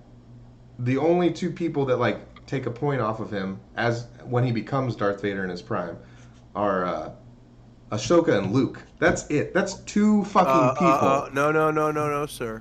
I mean, in that way. I have the books. I have the books right here, sir. But I mean, in that way. There's a man named Boba Fett. Boba Fett. Boba Fett bests Vader. Listen, yes. I'm talking about Jedis because like he slaughtered every Jedi. That wasn't like killed by Order 66, and there's some by the Inquisitorius. Inquisitorius. And there's like some badass Jedis that were smart enough to not get hit by Order 66. He just slaughters them like they're children. Supposedly, with Dave Filoni now at the helm of Lucas, we're gonna get to see some of those storylines. Nice. Because what's the master with the bug eyes and has to wear the mask? Well, if you look at that's Plo Koon. He's supposed to be like the guy that could take on like. He died in a crash, so there's potentially he comes back. But potentially he comes back because of that. Same. They're talking about Mace Windu. Talking about Mace Windu Didn't not really having died in the fall from the building. Believable. But definitely plausible. Yeah. They're talking about a lot of stuff like that. Now, also, if you talk about what they're pulling a lot of the new stuff that they're making canon out of from is the comics, the Legends comics. Yeah. So like if you ever want to borrow them, I have a good stack of some of the Legends books, and from the Legends books, you see in the Empire series of Legends and in the tail end of the Clone Wars Legends series, there's a lot of Jedi that they feature in the storylines, how they dispersed out and stuff like that. Now, some die in those storylines in different ways like that, but up to those points, there's like all these adventures and stuff that they go on, younglings that they try and rescue, and ones that go to the dark side, and ones that become Inquisitors, and so on and so forth. So I would be really interested to see, because guys like Filoni and Favreau now seem to be at the helm of that ship. Yeah. What, and they're fans. Exactly. And because you already see their fanness in The Mandalorian and in Rebels and in what do you call Bad Batch, which has been really fun. That was great. Oh my god. Oh my god. I like so good. Have you Dude, are you all the way caught up? I think so. Okay. I don't know. I kept falling asleep. Episode 8. Oh, that's still running. I thought it was done. Yeah. Oh. No, 8 it's on episode 8. So I won't have to catch up then. I just I like that in the beginning. The intro is so great. Dude, Kanan Jar's there. I'm like, fucking Kanan. Yes. And he's just smart enough to dip. It's fucking sweet. I'm all about yeah. Kanan. Yeah, that's my dude. Dude, I want to know. I don't know if this is in Legends, but has any book or like novel or any of the canon stories addressed where Ezra is at all? Not that I know of. So he's just gone. I know. I know. There might be some books. There might be some books that do, because I haven't read like the books. Well, I know Ahsoka's show is supposed to be her around that like going to find him. Yeah, and so the big speculation is who's going to be Sabine. Yeah. The Mandalorian chick, and who's going to play her, and what level of like involvement in the Ahsoka show she's going to have. And then also Hera, like those characters from Rebels. I would love to see them featured prominently in that show. And Kanan and Hera's little boy. Yeah. Who's gonna be? That means he's probably like a little Force user, right? He could be. So, and there's also like a foreshadowing thing that they're doing a lot of the time when they release the Hera Lego minifigure. Okay. They have her with a lightsaber. Okay. So it could be Also, too, don't you need to get to... Oh, no, because they already took care of that in Rebels. I was, like, going to make a Darksaber comment. But, like, how does it get into Breaking Bad's hands? You know who I'm talking about. I don't remember. You remember their names. The Spanish guy with the Darksaber in The Mandalorian. Like, how it gets from... from the Mandalorians it goes from Maul to Sabine to Bo-Katan. So somehow Bo-Katan loses it to Moff Gideon. Yeah, Moff Gideon. Yeah, that's it. Yeah. Played by Giancarlo Esposito, one of the best bad guys in the business. He's just a great actor in general. It's fantastic. He's got a Spanish, more deadpan, Walken-esque. I can see that definitely. With his monologues. His delivery. Yes, his monologues are so strong. Dope. No, but he, I want to say the first time I ever remember seeing him was it Trading Places with Eddie Murphy? There's a scene where Eddie Murphy's in jail. It might be Trading Places, and fucking Giancarlo Esposito's like one of the guys in jail when he's like a young ass guy. Yeah. Fucking dude. Like, that's how long that guy's been in this business, like, grinding. You know what I mean? Like, yeah. Let's look at his IMDb page. Oh, it's going to be crazy. Giant, massive. Yeah. He's also apparently it's going to be interesting singer to see how of a he theme came song in a TV series in the 70s. 185 acting credits. Yeah, dude. The dude's a monster. Yeah. The dude is a killer actor. Yeah. And he's a guy too who like dives into a character. You can tell he like is Moff Gideon. He's like a really good character actor. Yeah. Yes. What was I gonna say? Oh, what I liked about The Mandalorian is that like what was it? It was like everybody except for Ahsoka was played by the person that did their voice in Rebels. In most cases, yeah. Yeah. Yeah. Well, it was like they made a big thing about it. Like I remember reading it. Well, I remember they because had like with to, Bo-Katan, like she looks like fucking Bo-Katan. She looks so much like Bo-Katan, exactly. And she does the voice. How could you not use her? Yeah. But they're making a big thing. Like, why is she the only one that's like but the girl that does who this? Voices Ahsoka kind of gave her blessing. Yeah, she was like, everybody like when they were reaching out to her, this is a good they were casting. she was like, it's Rosario Dawson. She's like, look at me, because she's like, I'm a little blonde girl. Yeah. And she's fucking Ashoka, so all right, it's fucking, and she's good, like, and she also like met with her too, and she's like, this is how I say my words, and Rosario Dawson's like, okay, cool, I can say some words like that. Mm-hmm. So one of our, I'll talk to you about it off the air. People get mad about stuff. Yes, yeah. Oh really? People get mad and stuff though, but these motherfuckers are professional. You know what I'm saying? Yeah, like they're professional. She's not gonna get. She might have wanted that role, but what's she gonna do? Badmouth them for fucking giving a huge actress who has been lobbying for the role for a year. Yeah. Well, I mean, I'm saying the lady that voices Ahsoka. She's a nice lady. Yeah. She's a very nice lady. I would say, she totally seems that way. Like, oh yeah, have you watched The Boys? No. Really? It's like. I think I've told you about it. I've heard good things. I've heard great things. I was very skeptical, especially because my brother-in-law was like, he's like, it's a good show, and I'm like, I see the shows that you like, that kind of thing. And then I watched it, and I'm like, it's really good. Giancarlo's in that. Okay. And he's the main bad guy-ish. Okay. Kind of thing. Well, I mean, obviously, obviously. I'm a big fan of his. He's in there. I would love to see him play an anti-hero in a movie. Or in a show. I'd love to see him be a character who's like a good guy, bad guy, or like a flawed, hero, whatever you want to call it, a dark hero. Watch the boys. It's weird. Okay. He's definitely my buddy not James. good.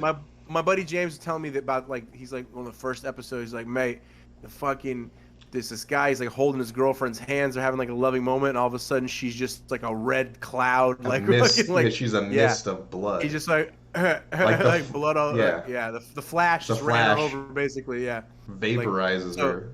So he's like that's like the intro. I was just like, it sounds. I've heard nothing but good things about the show. I just cannot. And can't sit down for a show. I want to move. I gotta work. I got a lot of shit I want to do. It's worth checking out sometime. I may. Me and somebody ass have been talking about one. Somebody ass. Somebody what? Ass blows. In that same. Explosive device via the asshole explodes. No, I figured it had something in that region. Yes, in that same show, in that same episode. It's fucking. Oh wow, Jesus, that's an explosion heavy episode. Dude, the whole Keith Urban is like the main character's like driving force to like do stuff, and he's like they call him Butcher, and like. There's literally like some of the, the like last, not like the intro into the next episode. He's just like, Keith Urban's like crazy face. Like it's him doing that on a couple of the episodes where he's like hammering somebody into pieces, or he's like chainsawing. The Keith Urban crazy, like that's how several episodes start. And like a bunch of Keith Urban's things like. They're like, okay, how do we figure this out? And he's like, well, we could kill him because he's using his like natural like Australian accent, and he's just like, oh, we could kill him. And they're like, well, we're not trying to kill him. He's like, okay, we'll shoot him and cut off their arm. And they're like, no. And he's like, all right, I'll take out his eyes. And they're like, no, we're not gonna like hurt this guy too much. He's like, okay, but when you're done with him, I'm gonna fucking dismember him and like fuck his own ass with his face or whatever. Yeah, and in the comics he beats Super Baby like a baby that's like Superman like to death with a chair. Yeah. It's hilarious. Like, and I really want Keith Urban to do that. You're selling me. You're selling me hard. Well, I mean, just Keith Urban. We'll also just start with Keith Urban, and Dennis Quaid's son is the main character. Okay. That's the guy that's holding his girlfriend's hands. No, I've heard nothing but good things about the show. Like nothing but. It's just not expecting it to. You're not expecting it to happen. Like not expecting it to be that good. Like right. It's not an HBO show. It's an Amazon show, number one, and it's like, Amazon is trying to make HBO look like Sesame Street, which ironically Sesame Street is on HBO. HBO, but yeah, yes. I don't know if you watched Invincible, right? That's the only show that I've actually watched recently. Yeah.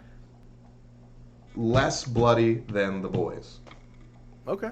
And that's the thing. It's a cartoon. They could have gone. Right. They went as full on. People just like crushing the face in front of them. Yeah. Less gory, more people living in peace and not dying and being torn to pieces or dust or whatever or exploding than The Boys. So like, and The Boys is a live action show. It's crazy. So they're going for it. You know what I've heard? I think it's Amazon. I don't know who, but maybe you could do a fucking check that somebody's coming out with a show based on Fallout, the video game series that is my favorite of all time. Mm-hmm.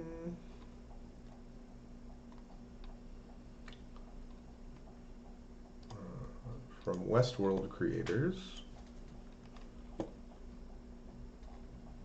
So that's actually pretty good.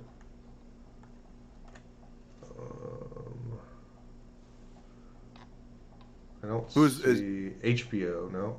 These are just the guys. No, it's just the creators of HBO's Westworld. Okay. Amazon. It's literally in the title. Amazon? I like searched the page for Amazon and it's literally literally in the title. I just didn't read the title. Yeah, Amazon. That's good. That means it'll be even more. It's accurately graphic, correct? Well, that's what I was saying. It's a weird world. It's a crazy, strange, violent world, the Fallout universe. So I was so hopeful that they are true to it, and because it's also supposed to be strange. You know what I mean? Like it's not a conventional. That's why I love that game. Literally, probably still the game I play most to this day is Fallout New Vegas, and it's like a fucking 12-year-old game or something at this point, 11-year-old game, some shit.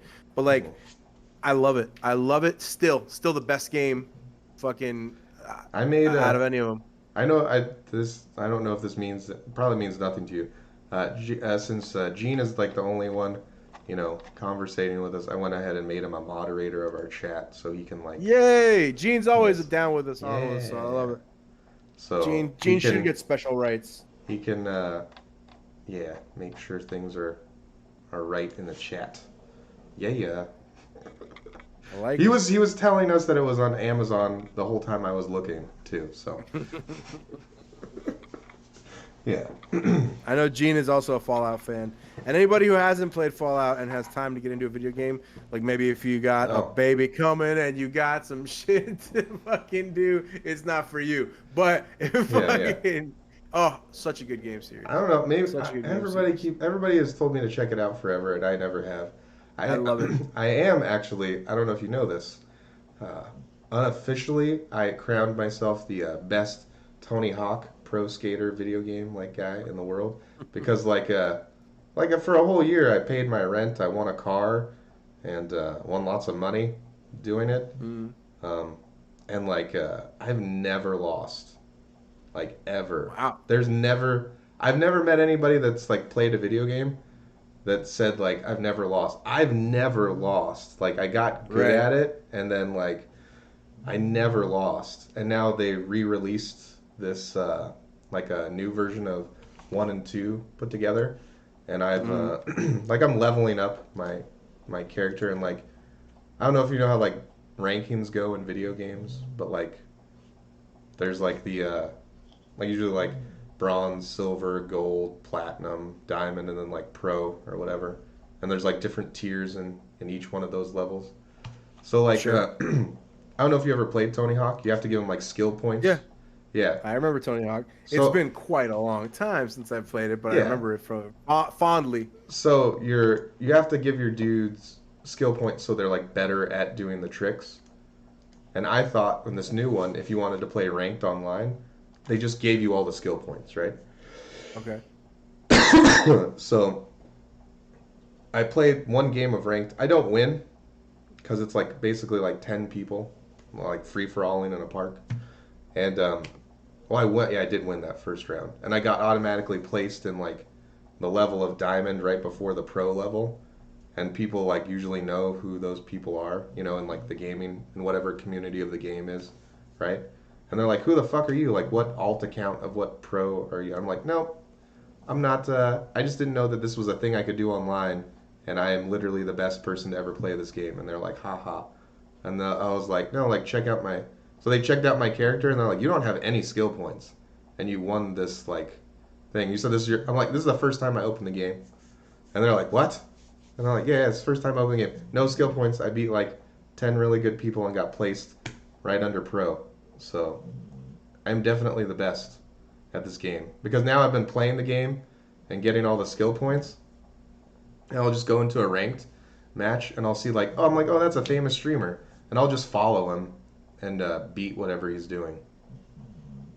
It's a good time. So now I'm on the quest to, once I can like, get a hold of the game enough, because you can do like by yourself on each park. Like the high scores are something low, like 2 billion on each course or whatever. And I'm like, back in the day, I remember like if somebody was really trying to like fuck with me, I'd be like, no, I'm gonna fucking show you like my final form kind of shit, or like that's not even my final form. Like I never tried to do it the best that I could ever. Right? And I have gotten like multiple hundreds of billions of points. And I see these people that like the peak of the game is 2 billion. And I'm like, right. Oh yeah, okay. Once I'm back in like my fucking fighting form, I'm gonna start streaming me just in a day taking every title of every just going to war park. everybody. Yeah, of every park, and just being like, there will be nobody else but me on the top of every single park. That's just it. That's how it's gonna be. That's what's up. Yeah. The game that I remember most fondly from that era for me is Bushido Blade. Bushido Blade. That shit was the best. You just be like, oh, and then the match would start, and your little samurai would be there with whatever weapon that you chose, whether it was like a naginata or a nodachi or a fucking katana or like whatever, and you just wait and move slowly, move. It was jock for position, truly and then all of a sudden, bang, fucking. It was a true fighting game. It was with tremendous. Like, I love like ahead of its time, like with true like countering and style. Well, and individual style fighting styles. If you took a headshot, a neck shot, or a body shot, your guy was dead instantly. Yeah. If you took a shot in a limb, the limb became useless, and then the second time that limb got hit substantially, you could die. Yeah. It was so fucking fun. I just pulled up I grabbed my Nintendo Switch to see if I could find it online right now, because I'm like, I don't think it'll be on Xbox. I'm gonna look for this bitch right now. I'm gonna show you how to hook things up to your computer next time I'm there, like this. Okay. Like my PlayStation controller. Ooh, That's my mouse right now. Ooh, that's neat. Not really, but yes, it's my mouse. Anyway, it's the touch screen. What? On my that had like that gave me like a real. No, but that gave me like a real like I'm Pickle Rick like moment. Yeah, right yeah. there. I'm Pickle my Rick. Mouse. It's my mouse. Awesome. This is probably why when I was playing League the other day and my mouse fucking went crazy because my elbow probably hit this fucking touchpad and it just started, yeah. But I told you gotta get Steam, bro. Everything's on Steam. Oh, yeah, you gotta get a better. You gotta get a better computer before you get Steam. So it won't work on my little laptop? It will. It just won't be good. You know, we've talked about this. Your brother and I have talked to you about this. Like your laptops, your tablet is good. My tab top. Yeah, but it just won't work well if you try to do the things. Gene said get the PS1 emulator on your Switch if your Switch is unlocked. Is your Switch unlocked? I don't know what any of that Okay, means. so that means no, Gene. So maybe he'll bring a Switch down here, and we'll. It's a Switch Lite. Because I'm on a diet. Lyte. It's Aqua because I'm super classy. Fucking. Yeah, but you can never find the games you want like from back in the day. Yeah. Oh my God, I can actually click on things. Yeah, it's not. This It's is not in the amazing. Nintendo store, you cunts. This is amazing. I'm Pickle Rick. This is so cool. Oh my God. Oh, he said you can get. No, he's got an Apple phone, Gene. I don't think he can get an emulator for that either. What? Gene's saying you can get like an emulator for your phone, but that's like a PlayStation 1 emulator, so you could play the game on your phone. But you've got an Apple, and they don't like to let you use the product that you own. No, they don't. They like to leave the rights to the ghost of a man who was such a genius, but allowed himself to fucking languish. His ego allowed himself to. Yeah. He said, "I can beat cancer without help from science because Can I am we- godlike."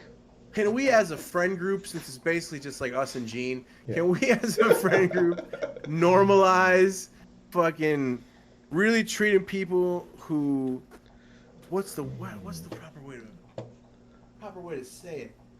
Can we normalize, like really like marginalizing people who decide that any of these mediocre figures are like God worthy or worship worthy? Like anybody that you know who's like a really big Trump fan or a really big Biden fan or whatever, just like really treat them like a second class citizen, like consistently.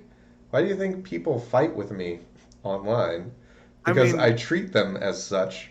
Why do you think regardless, I love you? I think that's pretty much Why do you think I love you? Yeah, for real. Like that's why we all get along. That's why I think when like somebody like Gene is watching me interact with somebody on Facebook, and like they start getting into it a little bit, and Gene knows them. Like the few times I've seen Gene interact on any of like my discussions where I'm having a discussion and they're having an argument, and it seems like it's getting a little hand.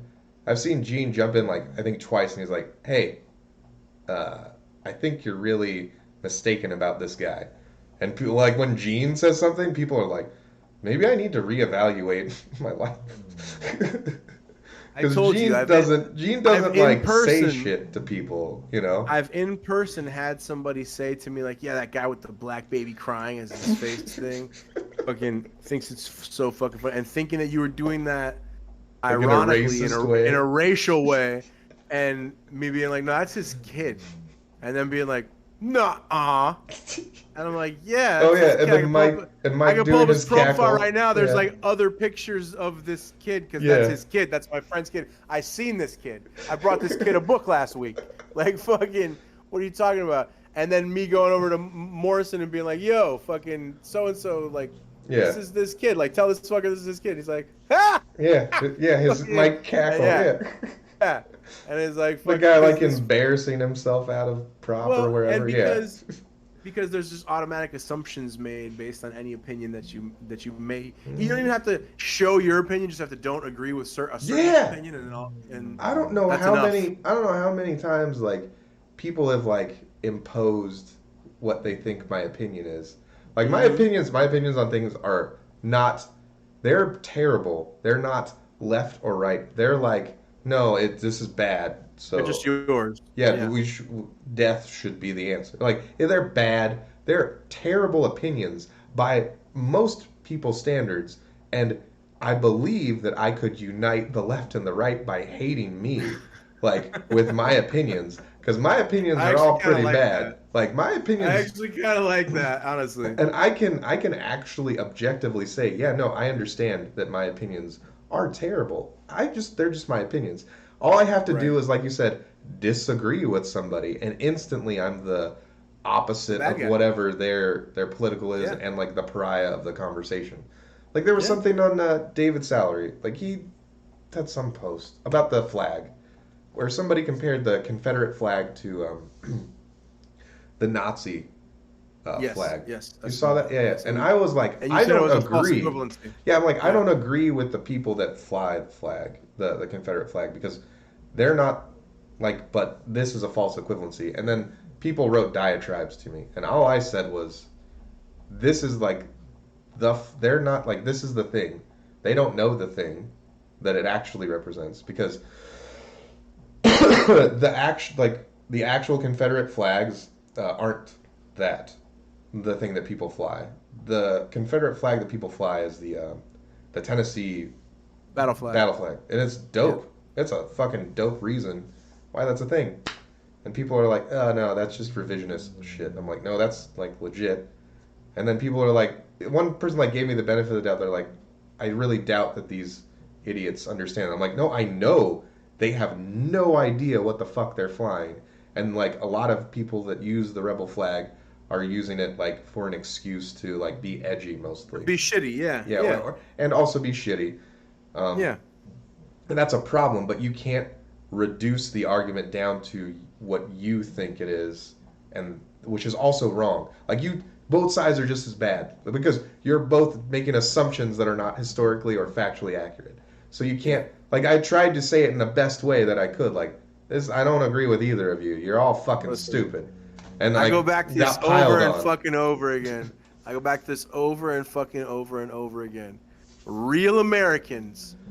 And I said this term, real Americans, and a friend of ours got like a little weird with me and upset and took it the wrong way. But let me fucking be clear when I say what I mean by real Americans. Real Americans are people who don't give a fuck what you do as long as it doesn't impact their fucking day-to-day life. If you want to wave any stupid flag you want, if you want to fucking be a part of any dopey club you want to be a part of. Now, if you show up at my door with a problem, then I got problems for you as well. Yeah. But beyond that, I don't give a fuck, man. Yeah. If it stays out of my yard and stays in your yard and it doesn't hurt anybody on my side of the fence, I don't give a fuck.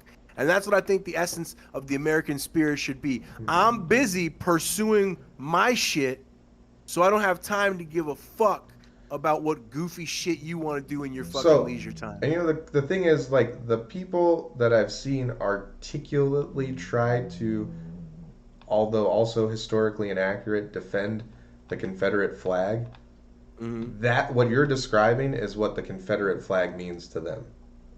Like, yeah. Listen, like, I got a bunch of friends. I understand that. A bunch of friends I grew up with who are Southern Morrison, kids who I'm pretty sure if you could see the colors on his skin, would get that shit tattooed across his chest.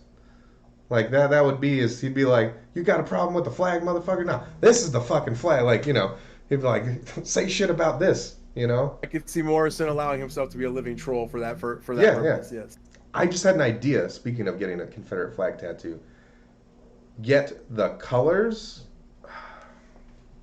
I'm trying to figure out a way to where when people look at it, they're like, that's a Confederate flag. But then it looks slightly off and they go in for a closer look and it's like dicks or something, you know? Maybe I need to commission Gene to like dicks. Gene, we need a like confederacy of dicks. Yeah, like a Confederacy flag, of dicks flag. Like that's actually like dicks. You gotta call, but you have to call it. Has to have its own name. It's the Confederacy of dicks. Yeah, flag. Something like that. Like I want to get the battle flag. It's the battle flag of the Confederacy of dicks. Yes, which I feel like I am in the Confederacy of dicks. Like for real. I'm at least the head of my own battalion, at least. If not higher rank, if not a colonel, you know, like at least I got a regional stewardship of a brigade, of a dick brigade. I know I can do all that with Photoshop, but I can't describe what I'm seeing. Like a dick's, I just threw it out like dick. I know it does it for you, Gene, but I don't. Not like it's made out of dicks. I understand like how to like emboss like it where it's made out of. He's telling me how I can do it in Photoshop, but like I don't want it to be made like the red triangles, right? I don't want them to be made out. I want them to be like something else, like a really chafed asshole that just happens to be the same red as. Yeah, pictures of dicks. Yeah. Yes, Gene, I understand. But like I want like a really triangularly rash. What about like asshole. 5-point dick stars? Yeah, no, that's the other thing too. Like or I want like fucking pus-filled lesions to be some of the stars. And like, you know what I'm saying? Like really so like but if you see it out of the corner of your eye, you're like that motherfucker got a fucking Confederate flag tattoo. I'm gonna go talk shit to him. And then I let them talk their shit. And I'm like, do you want to see what the tattoo really is? And they get a little bit closer and they're like, are those just 4 assholes that are like really red and inflamed arranged near each other? Yeah. And then there's snakes wrapped around dicks for the stars.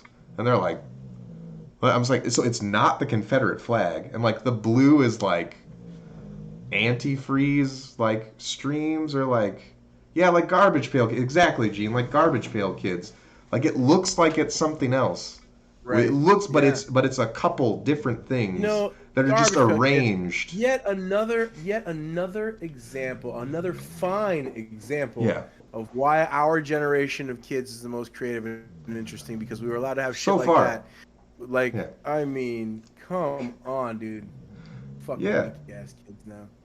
I was having a discussion about that with my friend. Like I said, when I say kids, I mean like 20-year-olds. Yeah, they're kind of the worst. Cunty ass cunts. But and they're bad at everything. Yeah, they are bad at everything. How are you that? Olympians? What? So there's actually like the best Olympians that we've ever had right now. So which is like 16 to 20-year-olds, which I told you about that generation, right? The most conservative generation. Yeah, the freaks for good. Yeah. So,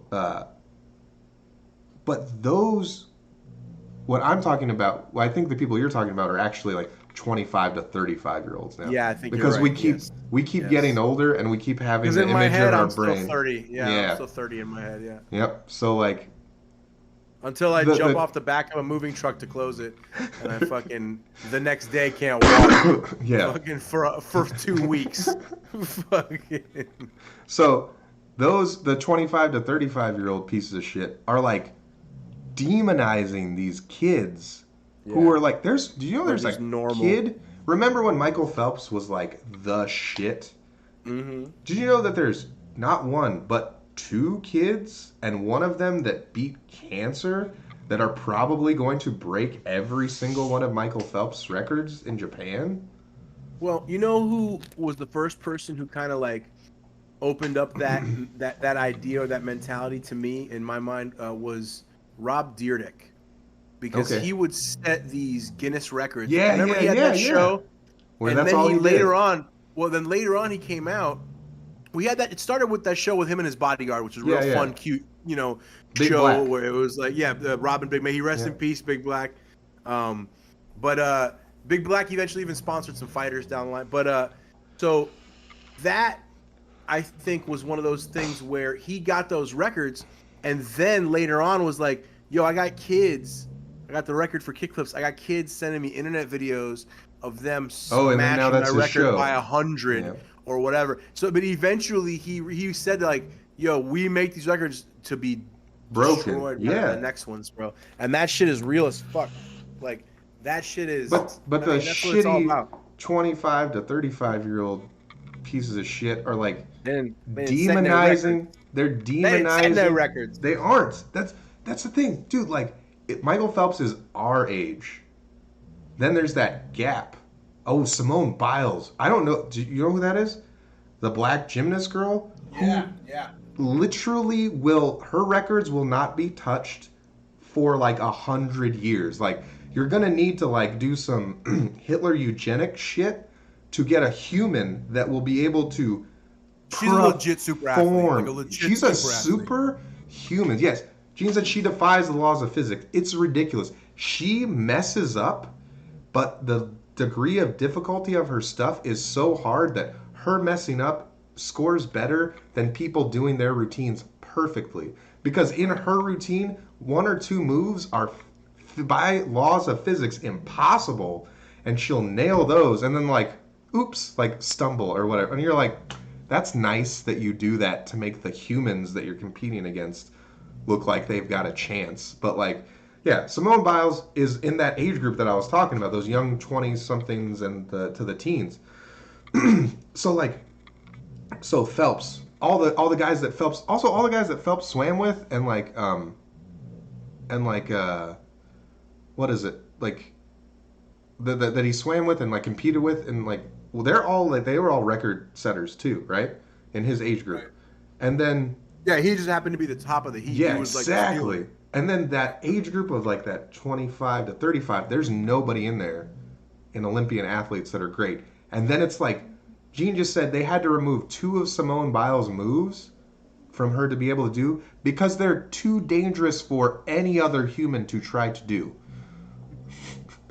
So, like, that's what I'm saying. That's so awesome. Literally, as soon as that fucking cuck generation cuts off, Simone Biles is like right there, and she's like, oh yeah, no, I don't fucking hang out with these faggots. Like, just immediately, she's immediately there. As soon as that generation of cuck assholes stops, she is like right there. Because I think she's like 23, 24 maybe. So, which is like literally the cutoff right there to be in that like group. And then like it starts with like these 20-year-old swimmers that are like, no, Michael Phelps is slow. Maybe that generation's so weak though because all their dads ate their mom's pussies after they nutted in them. Yeah, she's so 24 years old exactly. That's what I'm saying. She's 24 years. She's also like 4'8" and weighs 100 pounds. I'm not gonna lie though. Like if she was like, "Hey, let's do stuff," I'd be like, "You put a baby in me." Anyway, you put a baby in me, Simone Biles. Even though I'm almost, I'm 2 foot taller than her almost. Anyway. But yeah, like she'll climb you like with a fucking like the pommel horse. That she can climb whatever, Obviously, if I weren't married, but like yeah. But that's what I'm saying. Like literally 25 years old. I would be horrified to tell a 24-year-old what the shit I want to do. Oh yeah, no. Once again, they're just young us's, like the 24 to like the 15 to 24s. No. I'd be nervous. They're weirder. Maybe I didn't think there could be a weirder group of people than us, and then I went on the internet and they're like, so here's the difference between that 25 to 35 and this like 15 to or like 14 to 24 age group is like the 25 to 35 is trying to like pride up things that we all already accepted. Like we already talked about this. Like they're trying to make things like normalize and all this stuff. That's like, no, we already did that. We already fixed this. Yeah. The kids in front of you fixed this already. You don't need to fix anything. So then the kids behind them are like, oh, you think that's weird? Like it's a competition. They're competitive like us, but in everything. They're like, you like this? I mean, they invented this move called the Amazon, where the chick fucks the dude, but the dude's still inside her. I think I talked to you about this. That looks fun, yeah. Yeah, I've never tried that one. Yeah, they invented that. And I was like, that's not weird or crazy, but I mean, they're like, no, that's how girls fuck dudes all the time. And I'm like, oh, that's your missionary, is the girl on top fucking the dude with the dude's dick in her. Like, that's your like thing? Oh, okay. And I'm like, yeah, man, Amazon's just like the way to go. And the dudes are like, I'm still a man, but yeah, that's great. Like, but yeah, man, like they're. I kind of want to try it. Yeah. I do too. I don't think my Tomorrow's wife Father's Day, will we'll do see it. what happens. That's right. Oh, it is fun. Oh, my wife's pregnant. I don't think she can do that right now. Anyway, Godspeed to you, sir. There is that one stage in pregnancy though that is like. No, I know. I know. Yeah. Yes. Where they're down for some shit. Those kids are like really, really cool. I'm excited for them to take over. They're like America. They're like you said. They're like real America. They're America. Mm-hmm. Like they don't give a fuck. I don't give a fuck. They don't give a fuck. They love guns. They love fucking in weird ways to rebel against those 25 to 35-year-olds. The same reason why we all started to do the weird shit in the 90s that we did, because we were literally like what's that movie with Red Foreman about dancing with Kevin Bacon? Oh, Footloose. Footloose, yeah. Footloose? We were literally in a Footloose situation where all the fucking Republicans and Democrats were jointly trying to censor everything, and we're like, no, fuck you. We're gonna like get all of our gay friends to fuck each other in front of you, and then we're gonna fuck these girls, and we're gonna take all the drugs in front of you. Fuck you, fucking Tipper Gore bullshit cunt. Like all that shit. Like we were doing that. Like that's why we, like you said, we were the most creative and the most fucked up sexually, because we're weird and fun and quirky, and these kids, we're the generation of like Gene said, garbage pail kids. Yeah. And frankly, the original thing being Cabbage Patch Kids, which is still just as fucking weird. Yeah. That's a fucking children of the cabbage. Toys. Pretty Come much, on, man. yeah. Children of the cabbage. But the thing is, like, our parents, aged people were like we've talked about this before. They were the ones before us that were like us, and then they had us and made us weird like that, and then also gave us like garbage pail kids. Here's the other thing though that I think has to be like recognized, and I don't know what happened, but something happened socially, societally, whatever, where we're pushing 40 now. Both of us. We're like I'm 38 or something, or gonna be 38, and when somebody was 38. When we were in our teens, they were way older than we are now. Well, in a lot of ways. Oh, I saw a thing that I didn't think was true. See how many fucking Legos are in my office? I saw. You see what I'm saying? Like this is. Wait. Do you remember that movie Cocoon with the old people? Wilford Brimley, yeah. Okay, I was getting comfortable. I have to get closer to the screen for this. Wilford Brimley. Yeah. Looked old as shit in that movie. Yeah, but he was only like 51 or some shit. Paul Rudd's the same age as Wilford Brimley was. I saw that meme. Yes. That is. So here's some shit too. True. And we are younger than him. So hold on. Here's some shit. Check this. Ready? Yeah. How old do you think Pat Morita was in The Karate Kid? He was like 40. He was like 48 or something, right? I think he's like 50 years old, bro. Yeah. I think he's, and he looks like he's 70. Yeah. Because back then, 50 was fucking old. Remember, 50 was like Dunsky. Remember when like Rogan's people would have 55 or some shit, spinning, kicking shit. Okay. Remember when like the guys would have the midlife hormones crisis? In the beef. Yeah. The 40-year-old parties. Yeah, remember now that it's or whatever? 60. Now it's 60-year-old dudes doing that shit. That's why Chris. So like my wife works in the medical field, and she has like seen that happen real time, and she can accurately like identify how old people are based on how they look.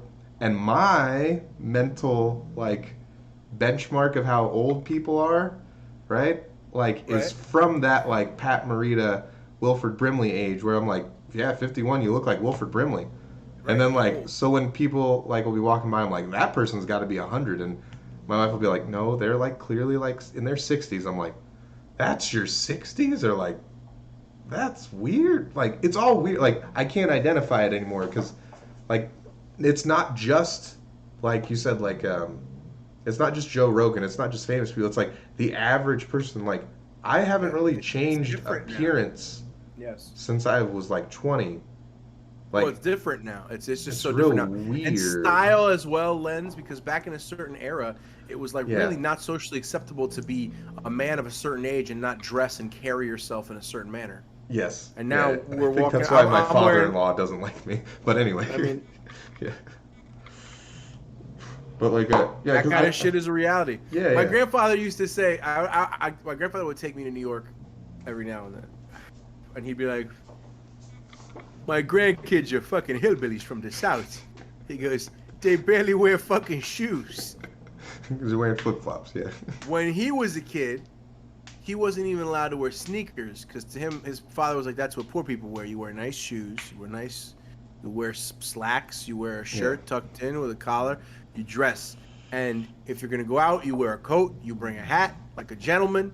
Like these are people from a different era, from a different country, frankly, from a different culture that they brought over a much more formal attitude in regards to certain things. And I think that as you spread out and as we Americanize, shit changed, and the American culture largely depends on what region you live in and shit. Because having moved to Georgia, my wife and I will throw on a shorts and a tank top and go to breakfast, and people in Atlanta look like fucking like they're pimps. going to a runway event to go to breakfast, bro. If you go out on a weekend breakfast in Atlanta, people are dressed immaculately. And we roll in looking like we just came from a beach that doesn't exist. You know what I'm saying? Because you're in like the northwest part of Georgia. Yeah. You're not even close to a beach. No. So people are looking at us like, where the fuck are they from? And it's like, oh, look at like hopefully somebody catches the Florida on the side of my head. Because then they'll just go, oh, okay, our crazy cousins. I need a Florida tattoo. Oh, wow, you really gonna try and represent California boy? California boy. Listen. You need me, Gene, and Mike Morrison all present so you can be grandfathered into like officially, officially. All right, man. That's what we'll do when next time you come down. We'll all go, and my buddy Coral, she'll tattoo a big Florida tattoo on me. Like, I don't know what kind of Florida tattoo. Right on your pelvis, right above your dick root. Right in between my cum gutters. Yeah. Look at those cum, like it's touching both. It's sideways. I'm so fat, mine are cum highways. They're not cum gutters. But I don't know what kind of Florida tattoo I want. I don't know if I want to go simple like yours is just a black tattoo mine of Florida. Mine is just a silhouette of the state of Florida. Great. The side of my noggin there. I don't know if I want that or like some like artsy one, or if I want to go full meme. And do you remember it was like 2005 when people started getting the gun-shaped Florida tattoos? Mm-hmm. That's like when it started. State. Yeah, man. If I want to go full hood gun-shaped Florida tattoo, like just like, I mean, my tattoos are memes of people practicing how to do tattoos. Why not? Right.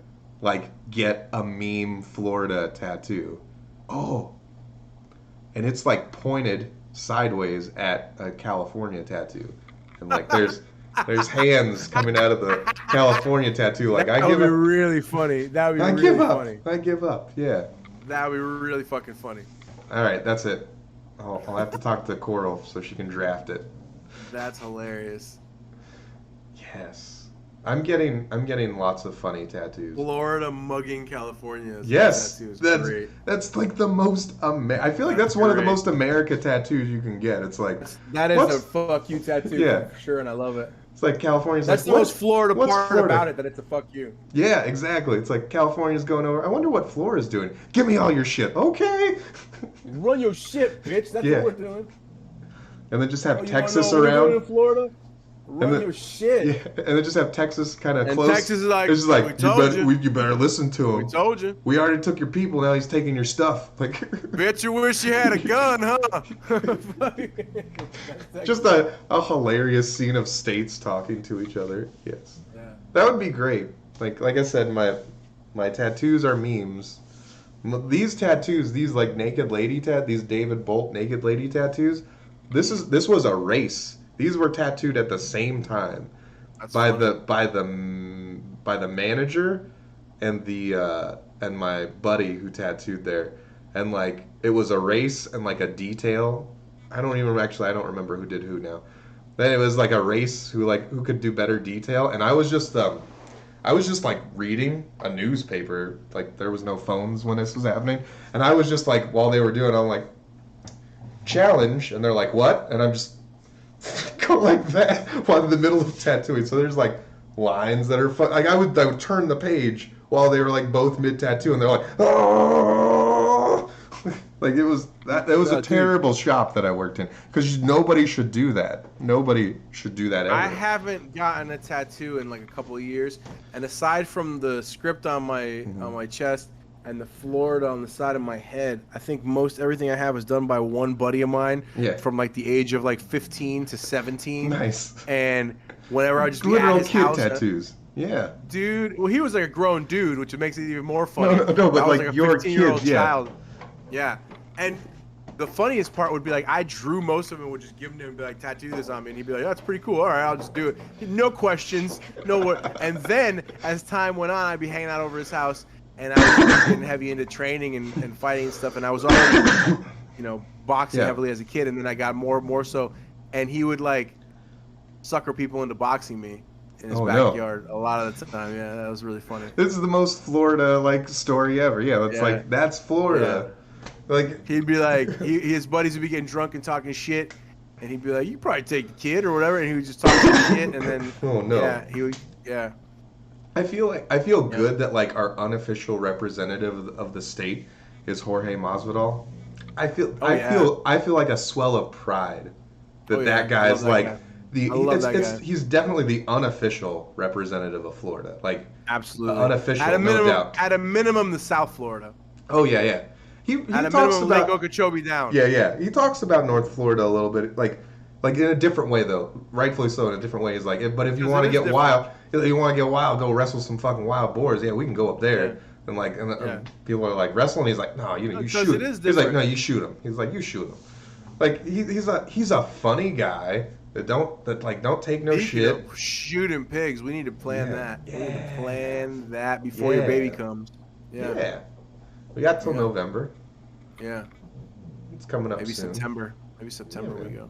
My band is going up in August to my in-laws' house to record our album for like 5 days. It's up in Inverness area. Okay, yeah, I know Inverness. Yeah. Yeah, like Lakeland. It's like Crystal River. So like Crystal River's like we were driving there and I was like, we're in Inverness. Oh, we're close. My wife was like, no, we're still like 40 minutes away. I was like, oh, Inverness is like a town. It's like a city. That's nice. And then we just kept going like da da dun dun dun dun dun like more. And I was like, oh, and then I was like, oh, we're in the city. It's pretty sketchy. And then she's like, and then we got to go into the hills. And I was like, okay, all right, I like it. I don't mind. Like, but I was just like, I didn't know that part of Florida existed. That reminds me of the hills of Northern California, where I'm like. Where my mom's from, where it's a town of like 200,000 people and there's 3 last names. Like, it reminded me of that shit a lot. There's some spots you get off in certain parts of Georgia too where you're like, man, all right. Yeah. I like those a lot. Going on. I like those. Those can be interesting. I like those a lot, yeah. I was in just Kansas. light enough for them to talk to me. So I was in Kansas with Tommy Donuts from our beloved show Tom Eats It, which more episodes will be coming soon of those. I'm really proud of these episodes too, by the way. Those are really fun. Yes. Those were really fun to shoot. I think in those episodes you got to see a little more of Tom's personality than in any of the other episodes. And that was actually he really was coming out of his shell. Tom. Yeah. Yes, that was a great time. I was really excited to hang out with Tom. That was part of our Atlanta amazing adventure. Man, yes. Oh, also the next time I might be coming up sooner than later, whenever like you guys are around, and I will be traveling with not dried Carolina Reapers because I was doing a little bit of reading and wild that I'm growing in my backyard. I got like 6 on the plant right now. One of them's ready to like start turning the colors. So I was reading a little bit. The dehydrated ones are like eating like a ghost pepper is what they were saying. Which a ghost pepper is bad, but like it's not a Carolina Reaper. Like Tom didn't taste the death punch. Is what you did saying. Not. Like the way he reacted at the end of the Bean episode is the way they were saying he should, but like in pain. Okay. Well, the whole thing is they're like, regardless if you feel the heat or not, your body will register pain in the rest of your body with the Carolina Reaper, the way it affects your body. Well, the gauntlet physically. Has been thrown then. We'll see what happens. Well, I'm going to have a lot ready. But if he shrugs it off like nothing, like the maker of the Carolina Reaper, I'm going to give him more. I'm definitely going to have more. But like, I just want to see because... What happens. I want to see what happens when he gets like the unadulterated, like full clip. of Carolina Reaper. The clam episode, the clam decaying episode was so funny. So funny. I feel like he knew what was coming in the next episode and like duped us. Like I feel like he planned that. Yeah, I feel like he planned that. I'm not saying like in a mad way. I'm like it's a genius way. Like I feel like he's like, whatever these taste like, I'm gonna tell them it's fine and they can fucking try it. Cause like it got worse as we tasted it. Like spoiler alert. Like we also tried it because we were so perplexed that he was like, yeah, it's whatever. Yeah. But he sold it so hard that he was like, I'm gonna get these guys. I'm gonna fucking get these guys. If this is the show, I'm gonna fucking get them back. It was so fun. It was. It was so great. fucking fun. Also, the episodes we have with you cooking, that I got some. I'm kind of proud of that. Like that first one that's gonna come out too. The edits were kind of fun doing that, and I'll probably finish up those when I finish those up. Yeah, we did we did some fish tacos. We did Mexican stew. We went through a really awesome international grocery store out here. I'm not even talking about that. I'm talking about I haven't even put out the Airbnb ones. So. Right on. So those the brajol, the meatballs. Yeah. We got a lot of good videos coming out. I might come out with some better cameras next time too, because as good as the footage was when we were of the cooking, the best footage I had was for Tom Eats It.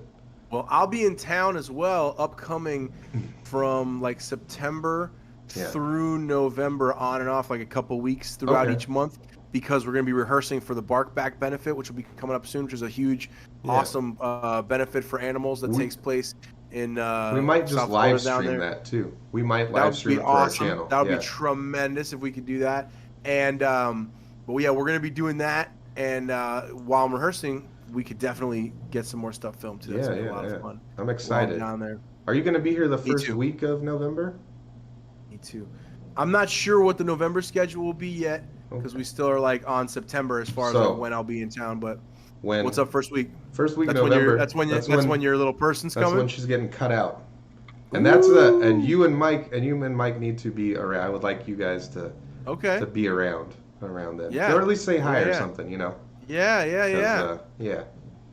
Oh yeah. That's the jam. You know, I would love to be around for I want you guys to lay eyes on like this human that like that like might be calling you randomly many years later, be like, excuse me, Uncle Mike or Uncle Andrew, there's a problem. And all right, I got you. Let's ride. Yeah, man. Whatever, you know. Yeah, and again, and I got a daughter too. My daughter can show her the ropes of girl savagery. Yep. I'm excited about that. I think that right there is the best note that we could possibly end on, because we started on being excited for Roberto and his girl that's coming. I'm super excited for it. Yours coming in November, and the joy of being a dad. And it is officially, matter of fact, Father's Day. Happy Father's Day to all the dads out there who are doing it. Motherfuckers Day. Yeah, exactly. Fuck those mothers well, because you wouldn't be fathers without them. But we're back. We'll see you again on Thursday, our normal time, our normal schedule. Possibly a guest. And if not, fuck them. We'll keep doing it like this. Possibly a local legend. All 7 of you that watch this over time. Maybe a local legend. Maybe just us. Maybe we draw our faces on our dicks and use them as puppetry. Funny thing, my buddy that hopefully we can get on the show on Thursday, I was like, not that many people watch us. He's like, this guy that, like, super SJW that, like, hates me. He's like, you should just send him the link. You'll get tons of hate, but lots of views. And I was like, that's amazing. Why don't we do that when you're on the show? And we'll just make fun of him for the whole show. Sounds great. Anyway, yeah. I just thought that was funny. I'll make fun of somebody I don't know. Hell yeah. All right. Good. Bye, animals. Goodbye.